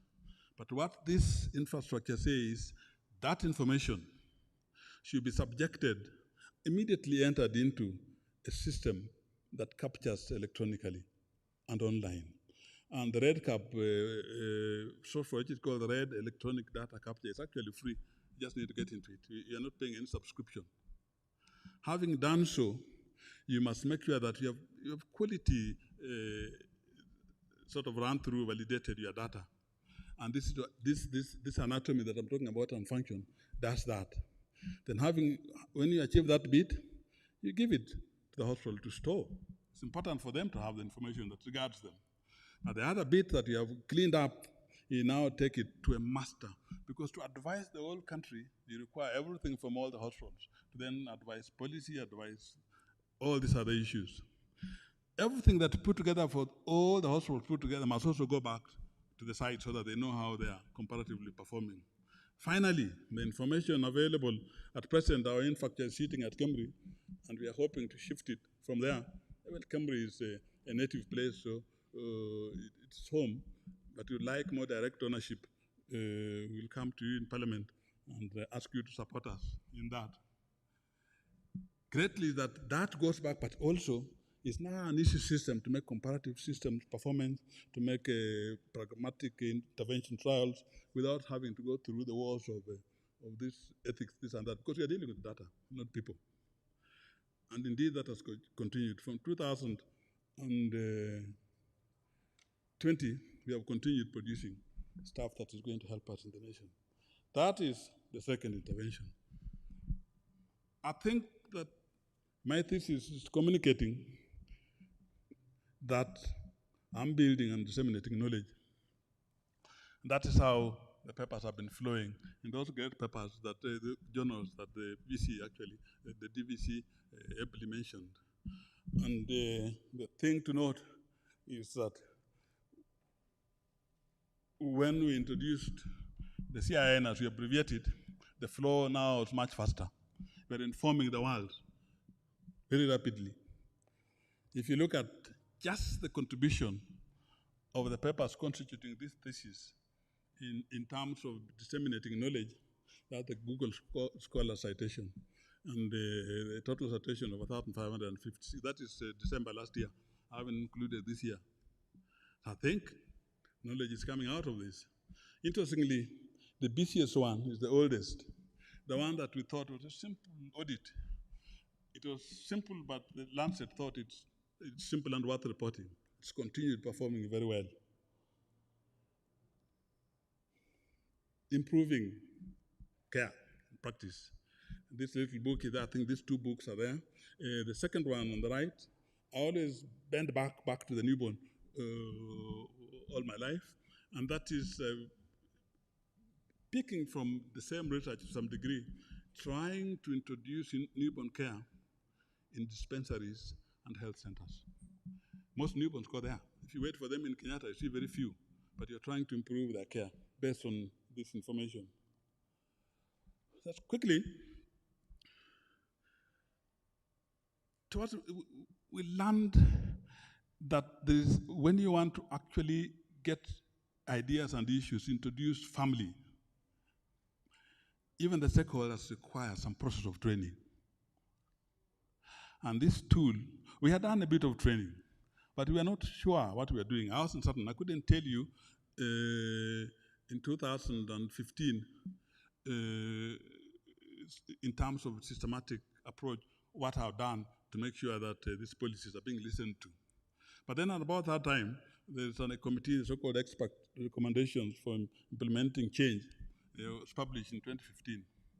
So this is not my primary output, but this paper is outlining, looking at what I used with my colleagues as strategies of what we call change infrastructure, evaluating interaction and interactive assistance, those ones.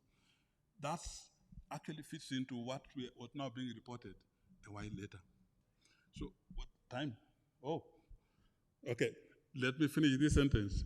this is a tool that you think can be used. I think I've been told I have advised policy. I've said that. The DVC is the registrar is about to kill me. I sort of feel that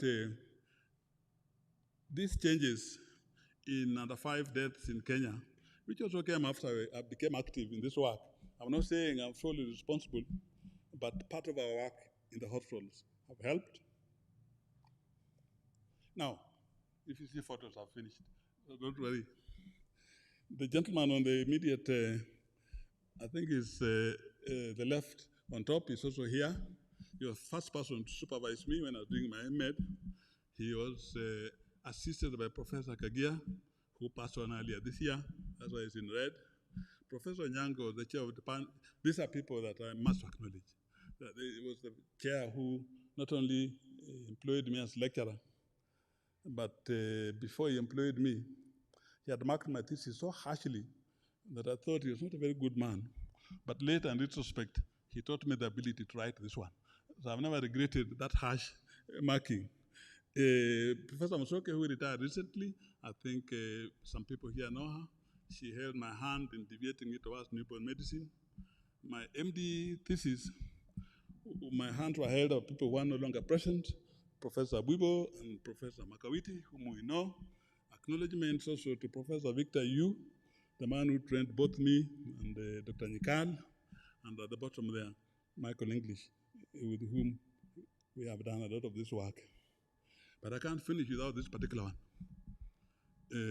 The family, which is the stalwart that keeps me going when I wake up at 4 a.m. because of them.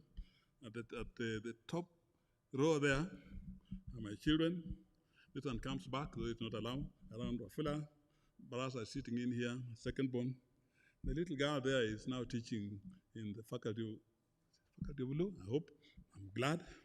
At the middle, you can guess, it's my wife here, myself, and our last member of the family.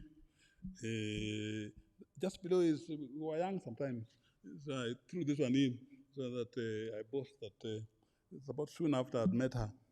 Then the extreme bottom right is the two latest members of the family, one present, one too young to come here.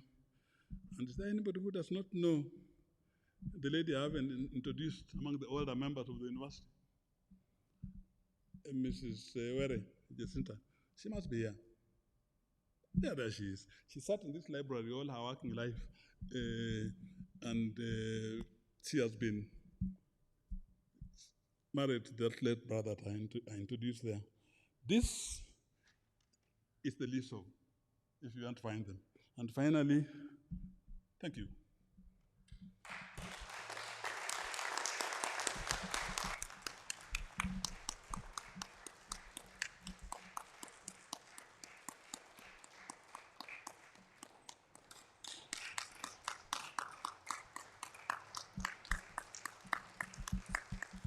Thank you. We may be seated. Now, the Vice Chancellor will take a few questions from the floor. And if there's anybody who is online and they would like to ask a few questions, please just post a brief question, your name, and from where you are sending the question. And we'll respond, the candidate will respond. Thank you. So excellent.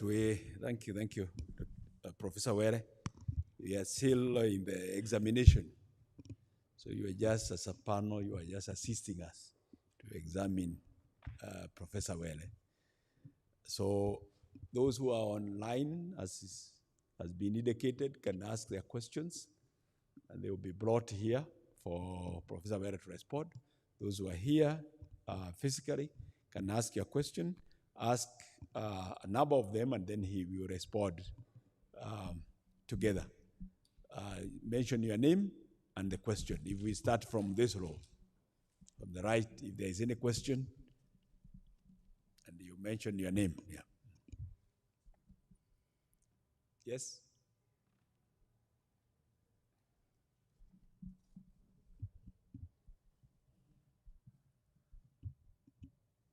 That's Dr. Odhiambo. Water, go ahead, sir. Thank you very much, and congratulations for this great feat, Professor. I have about just 4 questions for clarity.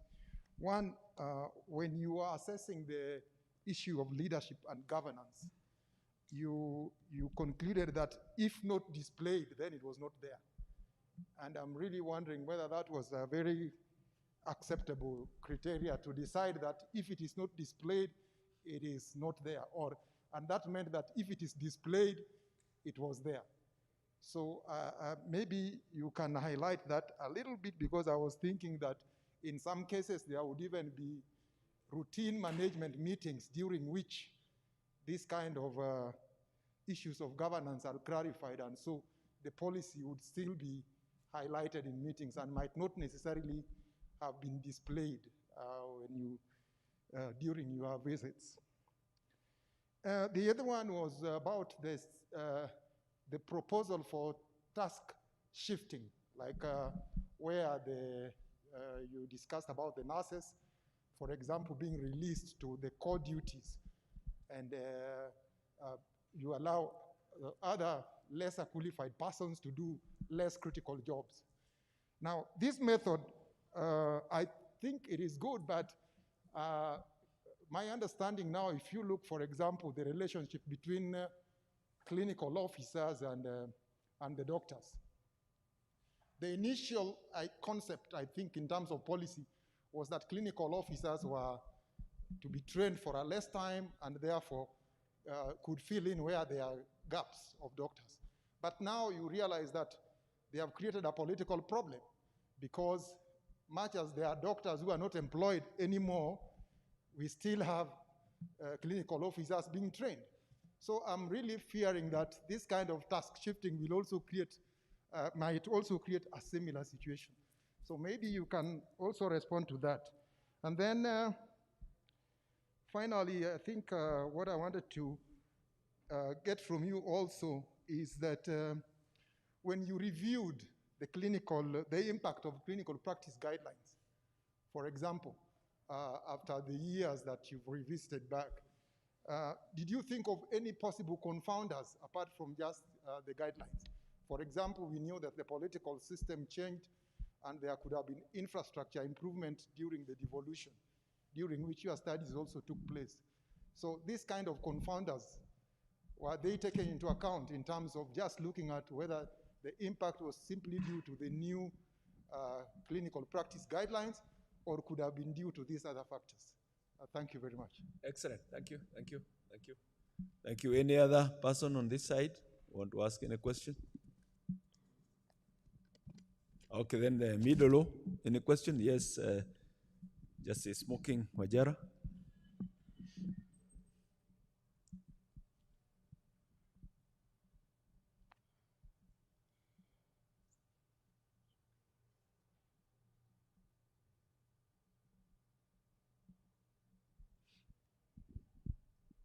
Let me begin by also thanking Professor Were for this exciting presentation.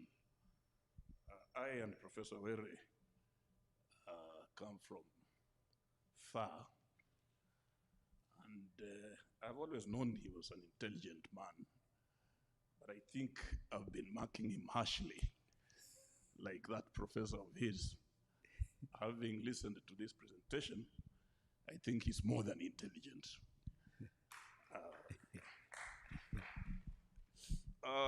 You may worry what a judge is doing here in such a technical assembly of scholars. But as a man who gives birth to children from time to time, surely I must be interested in this. Now, my question, I think you almost answered it at the tail end of your presentation, but maybe because the academic registrar was on your neck, you may not have gone the whole hog. It would appear to me that the main output of this wonderful research exercise, the CPGs. You call them clinical practice guidelines. So I was just wondering, how did you ensure their uptake? Because you did indicate that almost 90% of the hospitals now have them. I mean, how did they acquire legitimacy? I don't know whether it's a policy document, and therefore the health facilities must be guided. So it's just that point. If you answer that one, if I was part of the panel, 92.6%. Why not 99? Okay then. Because I'm a harsh judge. Thank you, Smoky Wajana. Yes, we have another member there in the middle. You introduce yourself, sir, and then ask the question.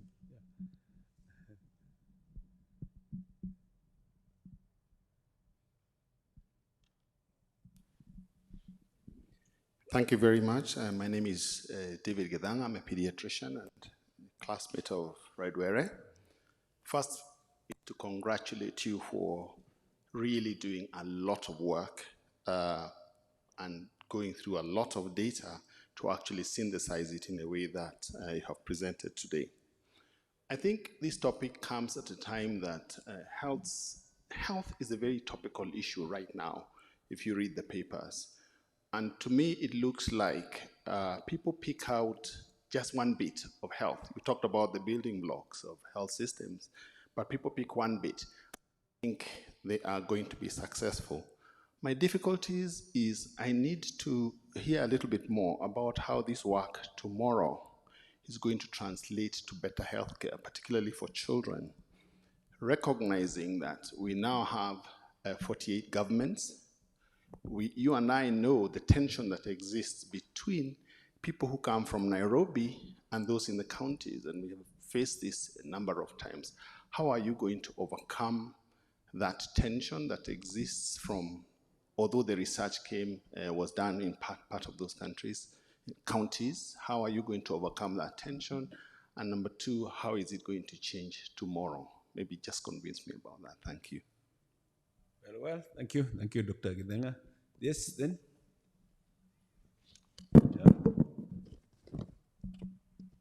Excellent. Yeah. Introduce yourself and proceed. So thank you so much for the presentation. My name is Nerima Were, also happen to be your daughter. But my question is more specific around one of your recommendations for having a clear data collection system that's electronic. I was just wondering, given that we have a health information management system that has been in place since 1970s, what are some of the drawbacks of the existing HIM system in terms of collecting data and informing governance, and then how would we want to improve that system, or do we create another system altogether to plug the gaps that you found in your research? Okay, very well. Thank you, Nalima Wele. Then we have that one there. Just in front, Nalima.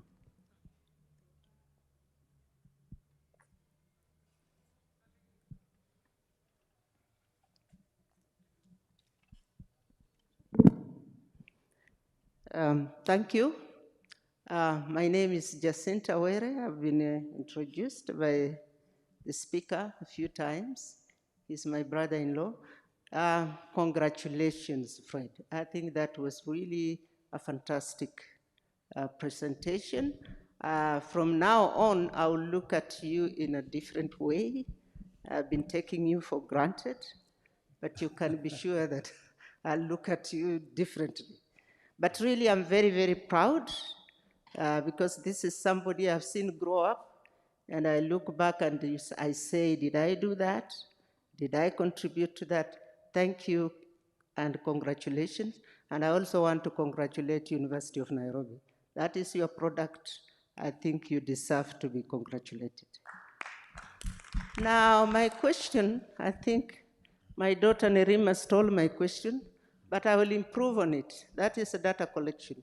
You mentioned about data being captured. You even mentioned about it being available at the moment. Now, capturing data is something else. Disseminating it is something else. Maybe you can expand a bit on access of that data.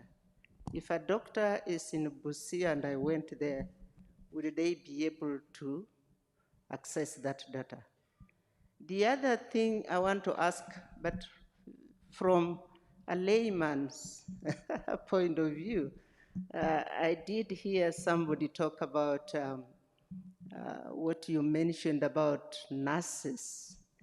Yeah? Nurses focusing on more skilled work and leaving the other clerical work. I think for me, I celebrate on that, and I hope that that can be followed, but I leave it to the medical workers to decide on it.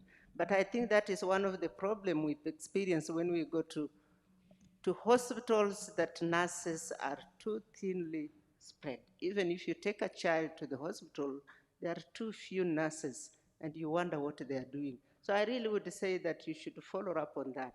Finally, you have made a lot of very useful proposals, and I'm hoping that those proposals will go to the Ministry of Health and that the government will follow on it. Thank you. Thank you, Jacinta Were. Yes, Professor Nyikal, Dr. Nyikal.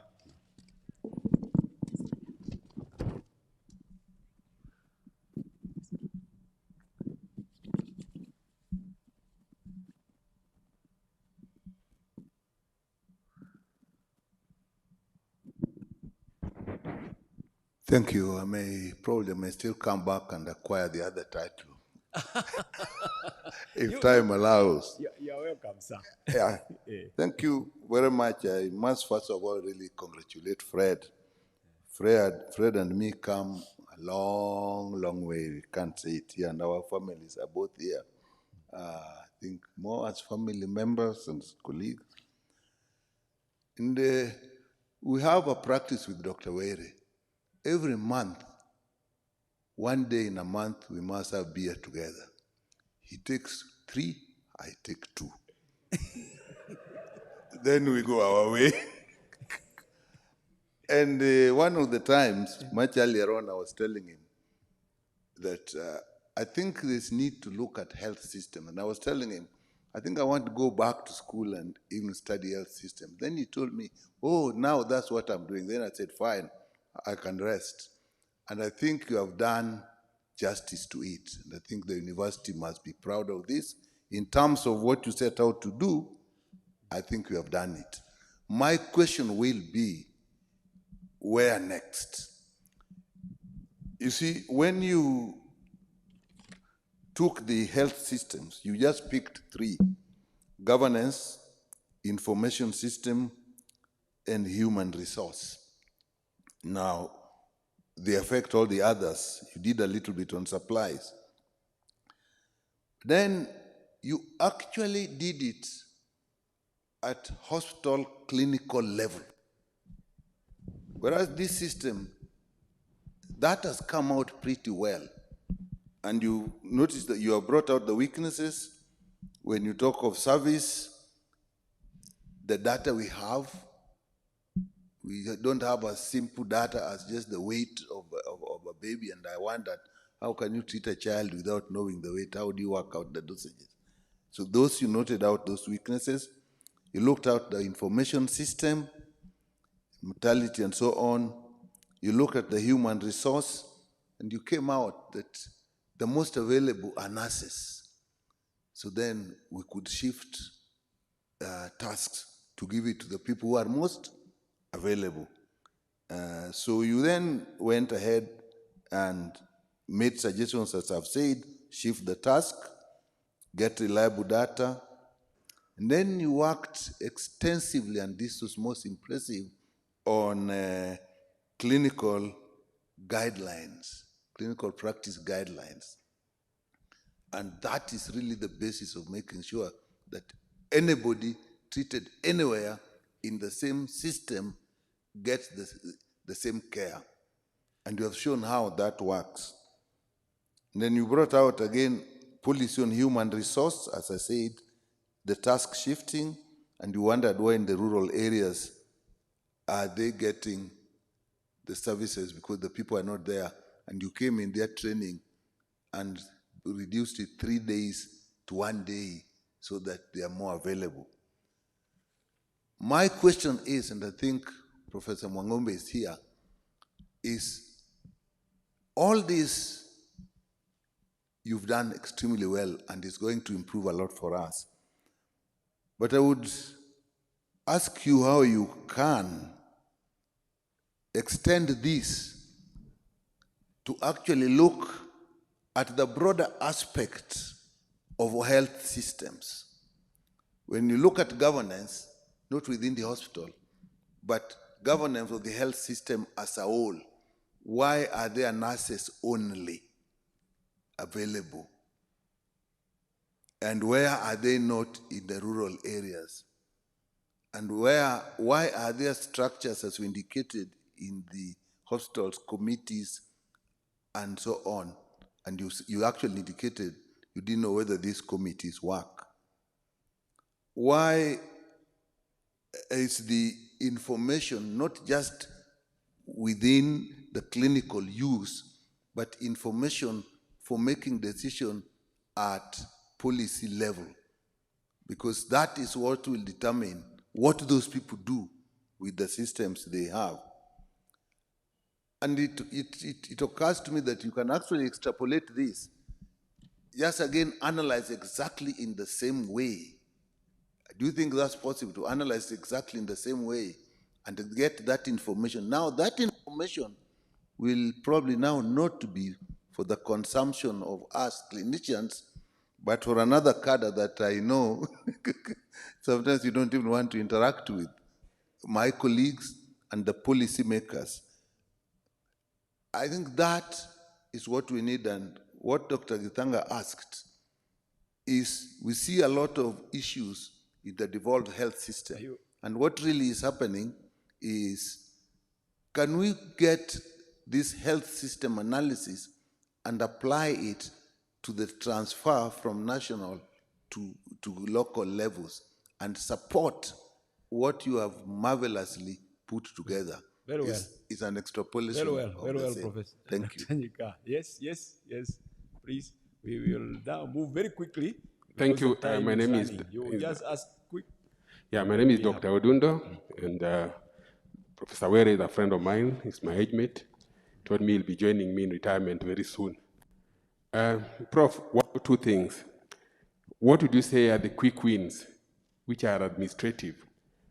Forget about policy. Policy will take long, but by the time you go to parliament, they'll take you around circles, which we can take advantage of and make sure we push and get it to the society. Thank you.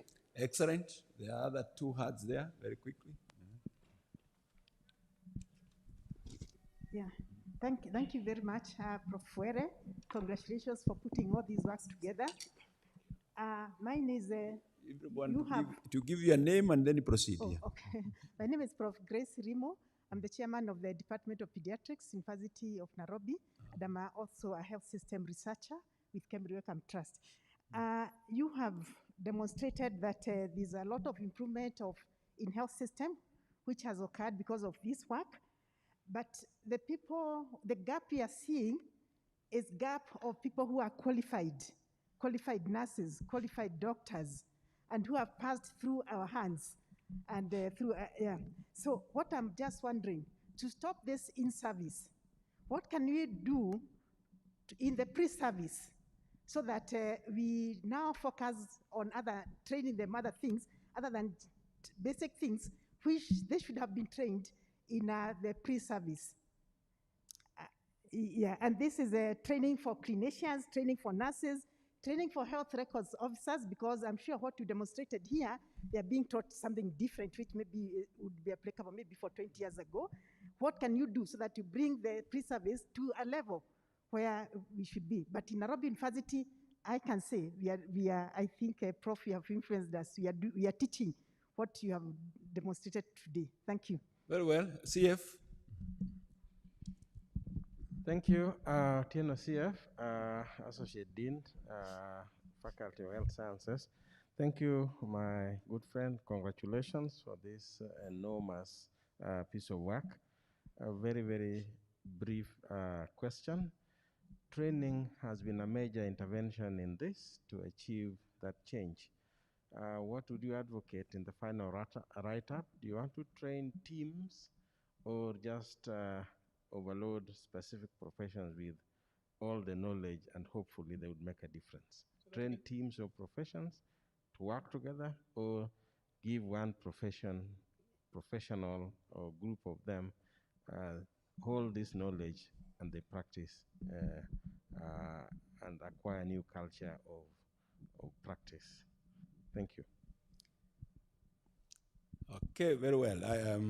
Do we have possibilities for those online? If we can have one or two, do we have? Really?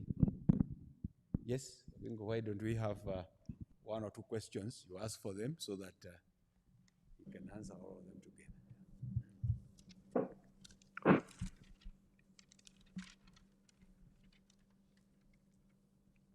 Thank you, Vice Chancellor. Dr. Ongore asks, say a bit more about selection criteria.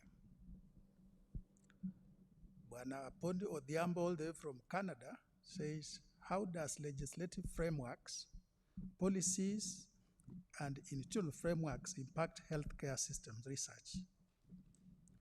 Joseph Nduta, to what extent have your studies reduced infant mortality in Kenya?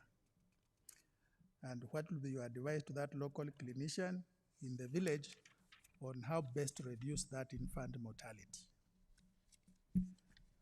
Anne Hasahala, Population Studies, University of Nairobi, asks, how do you account for selectivity bias since the focus is more on institutional data?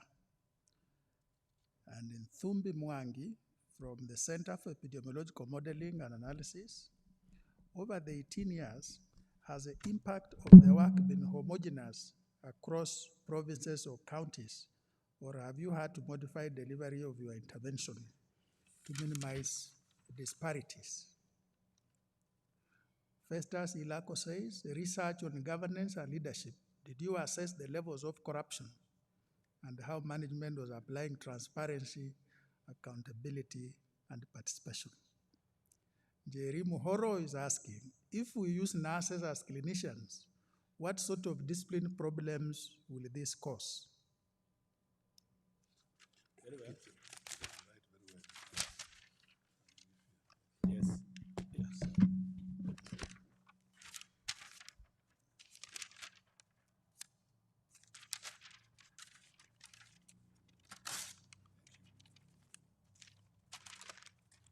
So excellent. So Professor Were, you answered now those questions.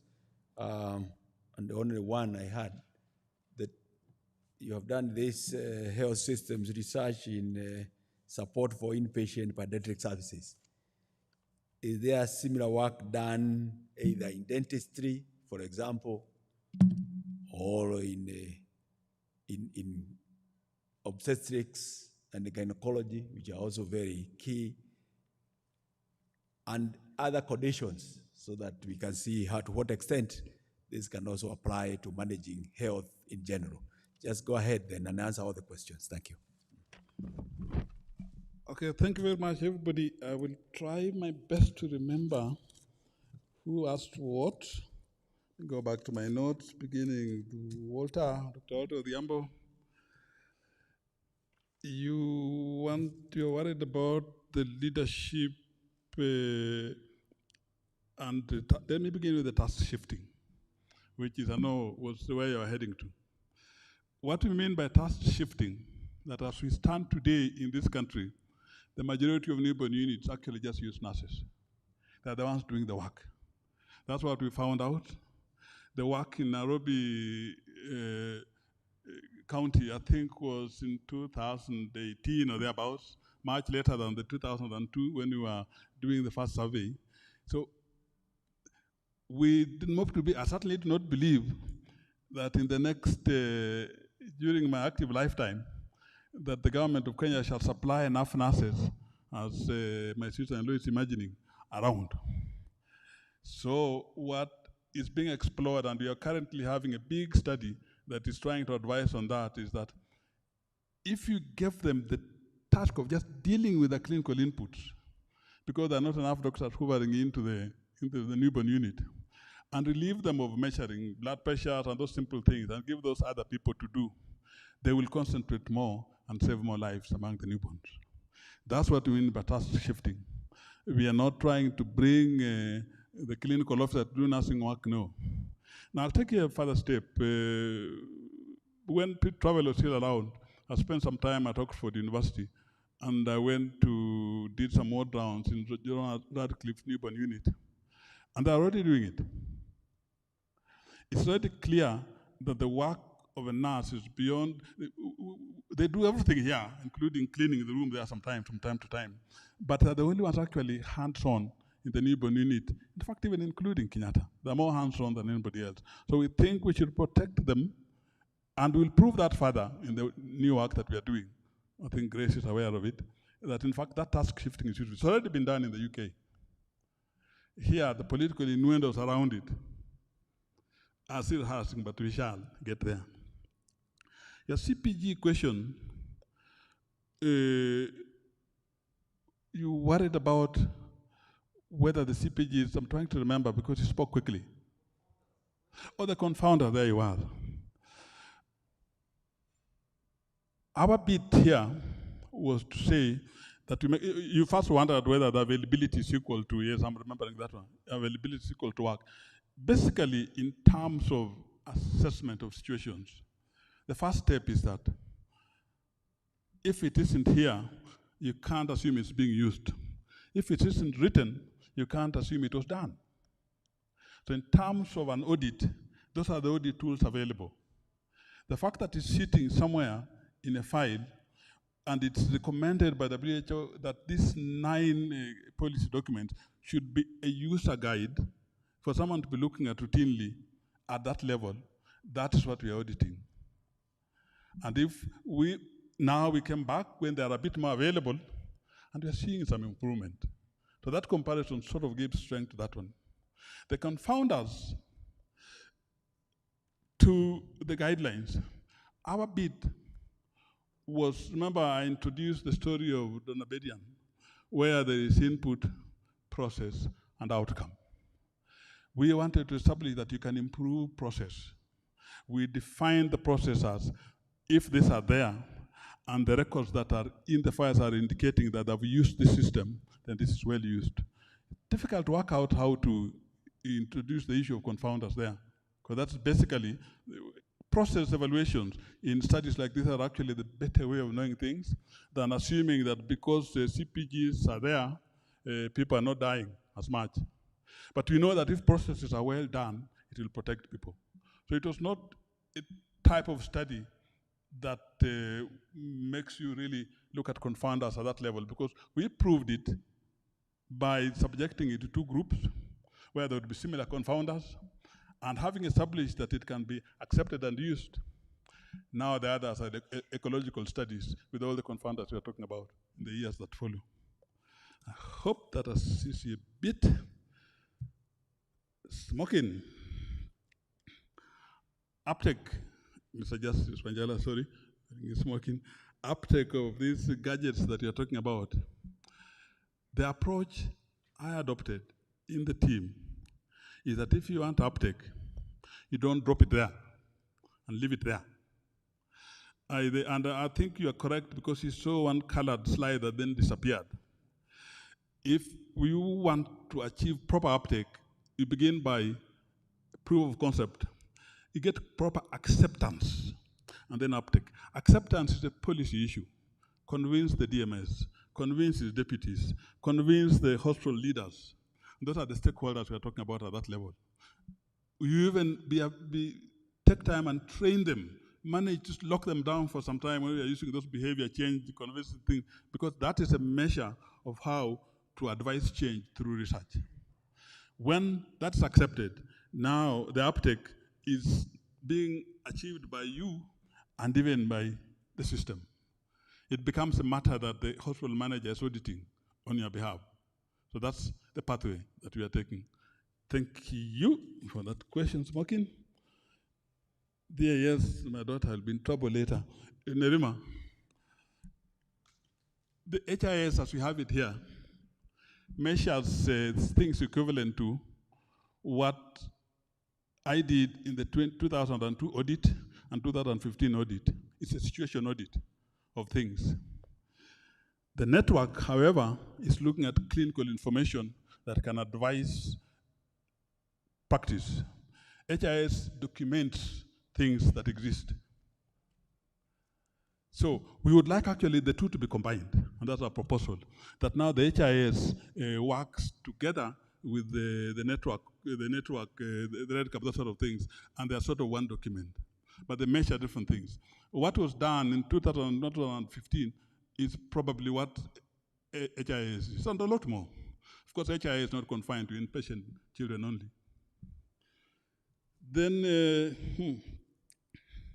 data capture. The simple answer to Jacinta Were is that the infrastructure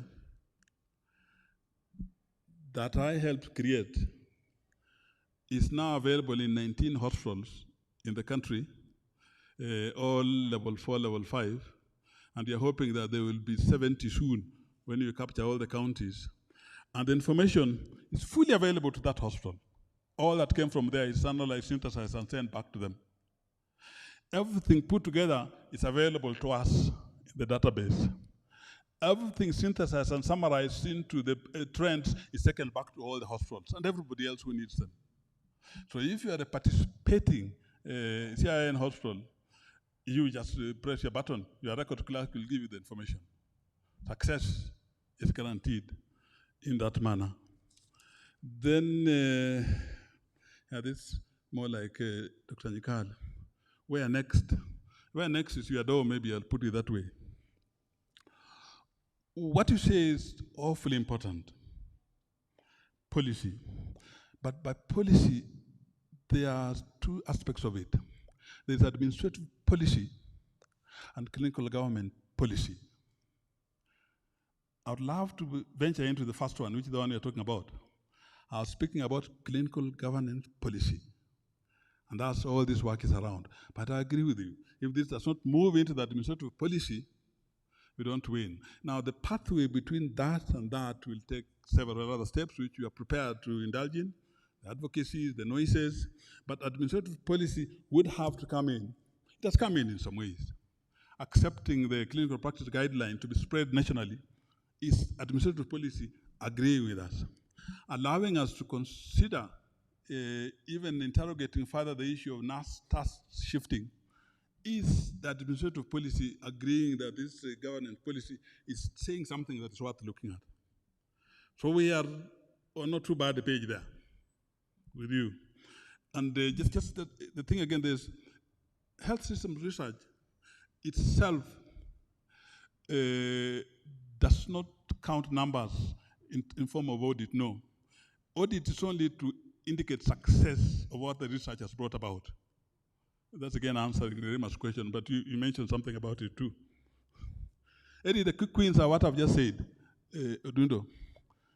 Health information infrastructure that can support clinical trials and advise, provide evidence for change quickly. Number one, available clinical practice guidelines that are now Kenyan. I didn't tell you because I would be boasting too much. These guidelines usually go to Uganda. We don't know how they reach there. They remove the top page and they change them to Uganda. We have not complained. This is Africa. They have been seen way beyond Kenya. We know it's them, but it's okay, guys, you are our brothers. So that is how far they are useful. And the other one, that's a quick win in my view, is that we are positioning ourselves to be able to determine the guidelines of what we do. But we'll still receive some coming from elsewhere that are spreading around the world, and you're part of the world. For us in Kenya, we shall interrogate it further because we have the infrastructure to do so. Not just accepting like we did before. Eddie, my friend. Grace, the answer is yes. I think I can just say yes and leave. And if you read the entire book, there's a mention that a time has come when this should shift to begin in the pre-service, into the service, and into the continuation. And actually, when I was in my final years of the medical board, now council, there was that buy-in. They were thinking about that strongly. You know, the things that are being done post-training need to be shifted back a bit so that they are started there. What you said about concerns regarding our is true. I think this takes me to the questions better written here by my old student, Ongore. The selection criteria, you are, thank you, Dismas, for that question. You are referring to the table I showed. The interest there was that the one fundamental thing that we needed experimentally established, and I was strong about that one, is that you bring a new guideline or modify an old one, you must prove that it works. That's number one. Number two is that if there's something else that you are unhappy with, you must find a way of proving that your unhappiness is right or wrong, and that's where you're bringing in the other issues. So the selection that I sort of outlined, the pragmatic approach, we did not have enough money to do a census, and that's why we did class randomized, and we made sure of some key things being similar. Malaria prevalence, HIV, wealth in the two groups.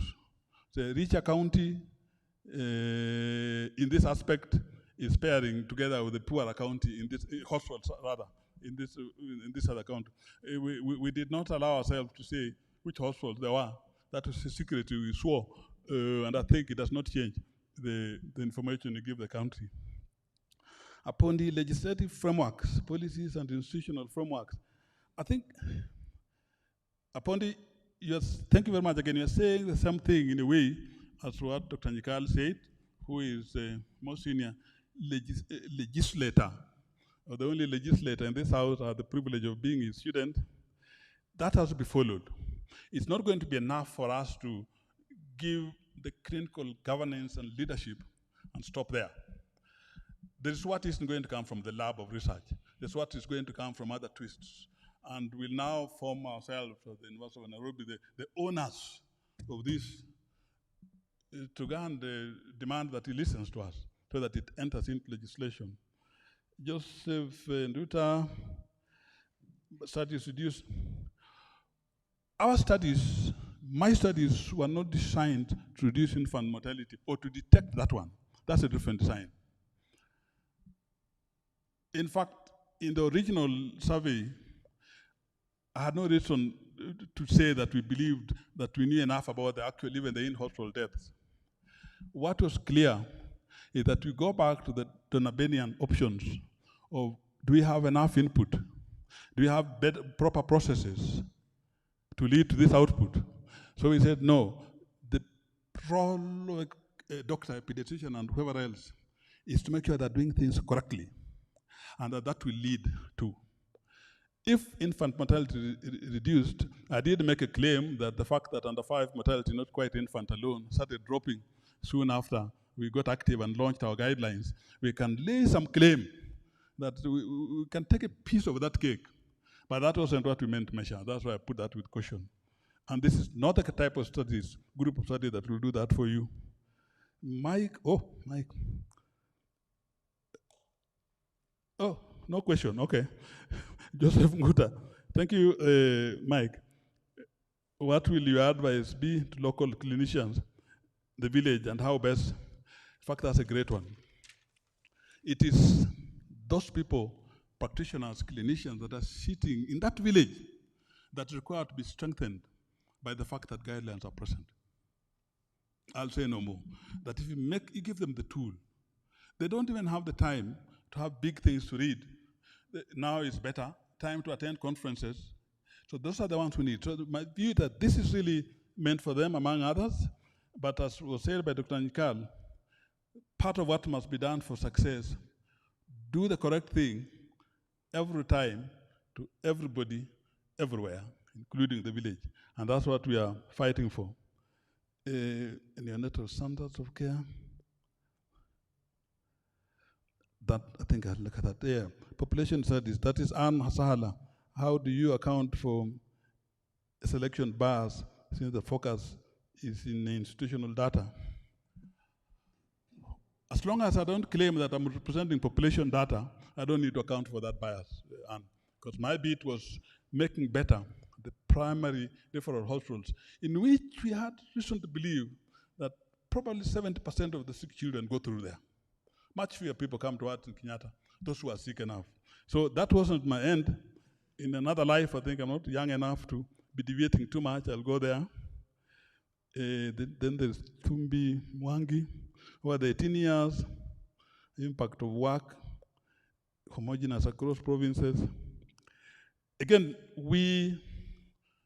I have reason, and I can say firmly, that looking at the data that was coming out of the 22 hospitals spread out in the provinces, remembering that by the time that is being done, the proof of concept has only been in 13 of those hospitals.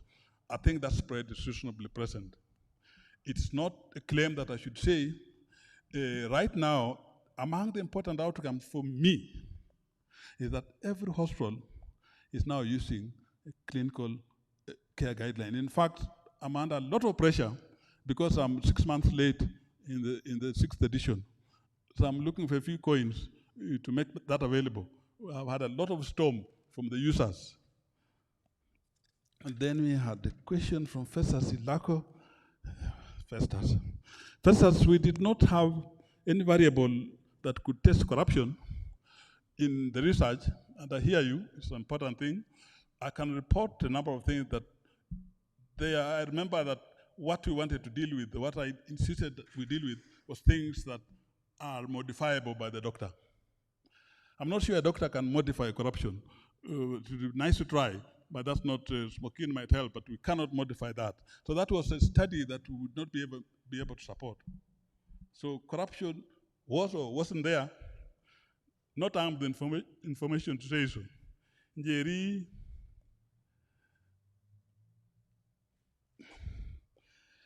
is worried about mixing nurses and clinicians, the disciplinary problems. The really thing I can say about it, I think this causes quite a lot of questions. I recall I participated in a ministry push to start shifting some care of sicknesses to the community and allow people in the community to carry and dispense antibiotics. It took us 4 years of some time I was stealing from the university going to meetings. I'm owning up to convince one group of professionals, the nurses. All we are saying that what's wrong with the syrup being given to a trained community worker, giving it in the community and making sure that we reach the 70% children that we never do. So discipline issues and arguments will be there, but I think as we pursue the stakeholder training and that, we shall get there. Masimugo, in terms of 6 building blocks, healthcare financing is critical, and especially worth exploring. Absolutely, financing is critical. I'll give you 2 reports about that. In the first survey, at that time in Kenya, you are not supposed to charge any child under 5 in hospital. 11 of the 14 hospitals were doing so they are disobeying that one. Number 2, everything for children should be available in the hospital. Half the prescriptions were being given to patients to go and buy. I apologize that we took financing, human resources, infrastructure, and passed on to the government to handle. And we went on with what we can modify. Thank you. I think I've done most of them. Yep. Thank you. Thank you. Let us appreciate Professor. While we would like to continue engaging Professor, there is a next session that we need to go to with the evaluation panel, so we would like to bring this session to a close. And as members who have other issues that they would like to raise with the Professor, we'll continue receiving the charts we will be able to print them out and pass them to Professor, and at his own time, he can engage some of you and respond to some of the issues. I would like to call upon Professor Hutchinson Jesang, Associate Vice Chancellor, Deputy Vice Chancellor in charge of research, innovation, and enterprise, to be able to move a vote of thanks. Thank you very much, Registrar. And I think since you're ambushing me, I'm coming for a chicken because I was not supposed to do this. But allow me to take this opportunity to really thank God that in the year 1958 or thereabout, in a sleepy town in Busia, there was a man, a young boy who was born, who has then risen today to be Professor Were, and who we are celebrating today as we hear him tell us about the higher doctorate. And as he grew up, I guess we need to thank God that he has given us a gift that is very unique, has nurtured him through primary school, secondary school. And then I want to thank the Vice Chancellor on behalf of all the managers who have nurtured this young man here today to be what he is, that the university has provided a conducive environment where talent, skills, knowledge, and understanding are nurtured to fruition. So for the Vice Chancellor, on behalf of the committee that has put this together, we want to thank you and your management for leading the university. I also want to give a vote of thanks to our D.Sc, in charge of academic affairs, Professor Julius Ogengo, and his entire team in the academic division who have worked tirelessly to ensure that quality and also that we remain true to the statutes that govern the occasion of today. So we want to thank you, Deputy Vice Chancellor, for an excellent job as you've guided us as a panel. And so I'll avoid saying my comments because the examination still continues, but we want to thank Professor Were that he was able to balance all this, but I guess he didn't do it alone. And I was on behalf of the family, if the wife can stand, so we can appreciate her. Because for those of us who are in academics, you will agree with me.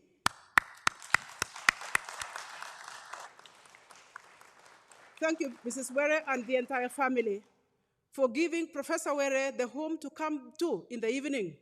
Because sometimes you can toil in the lab, in the hospital, and then you go home and you have no smile. And so for that, and I must confess, when I met Professor Were as Professor Kiama appointed us to serve together in the COVID-19 advisory committee, that we found a very simple man. In fact, I think I'm the most surprised here that he has so much that he has done.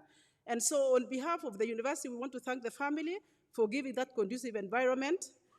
May I also recognize the very high-level panel that have come here in the form of his friends, those he has worked with from Professor Nyekal and the rest, that you have continued to nurture this young man here. And I think I'm challenged that the doctors, they go and have a drink in the night. I think Professor Nyekal, we were together in high school. I don't think other than the weddings, we have had anything. And I think it's a challenge for us that, yes, women, we need to put up a little bit of effort to be able to balance both academics and also social life, then and deliver a Professor Were in the near future.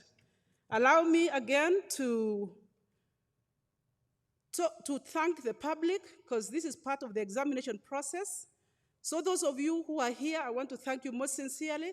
Those of you who are watching us online and on other social platforms, we want to say thank you very much for honoring us with your presence today and making this examination process possible.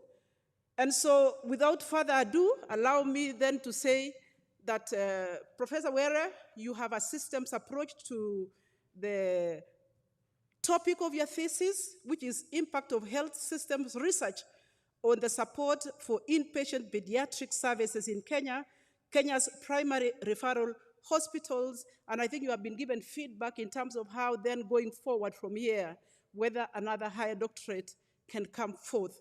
So I want to encourage every last one of you, those in academia or in any other area, including Dr. Nyekal, who wants to come and do a higher doctorate, that you are very welcome.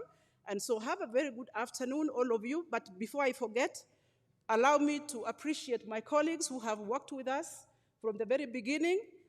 This is a very professional committee, and so I want to thank you for the many days that you have worked to examine this thesis and say, yes, indeed, it belongs to a world-class university that is committed to scholarly excellence. And so going forward, may the Lord bless every last one of you. Thank you, Webuye, and I'll wait for my chicken. Thank you.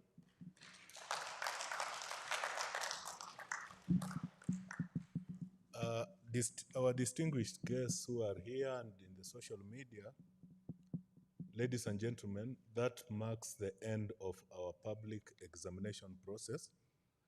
The evaluation panel with the candidate will retreat back to the next phase of the examination, after which a determination will be made about the outcome of this plus the other process.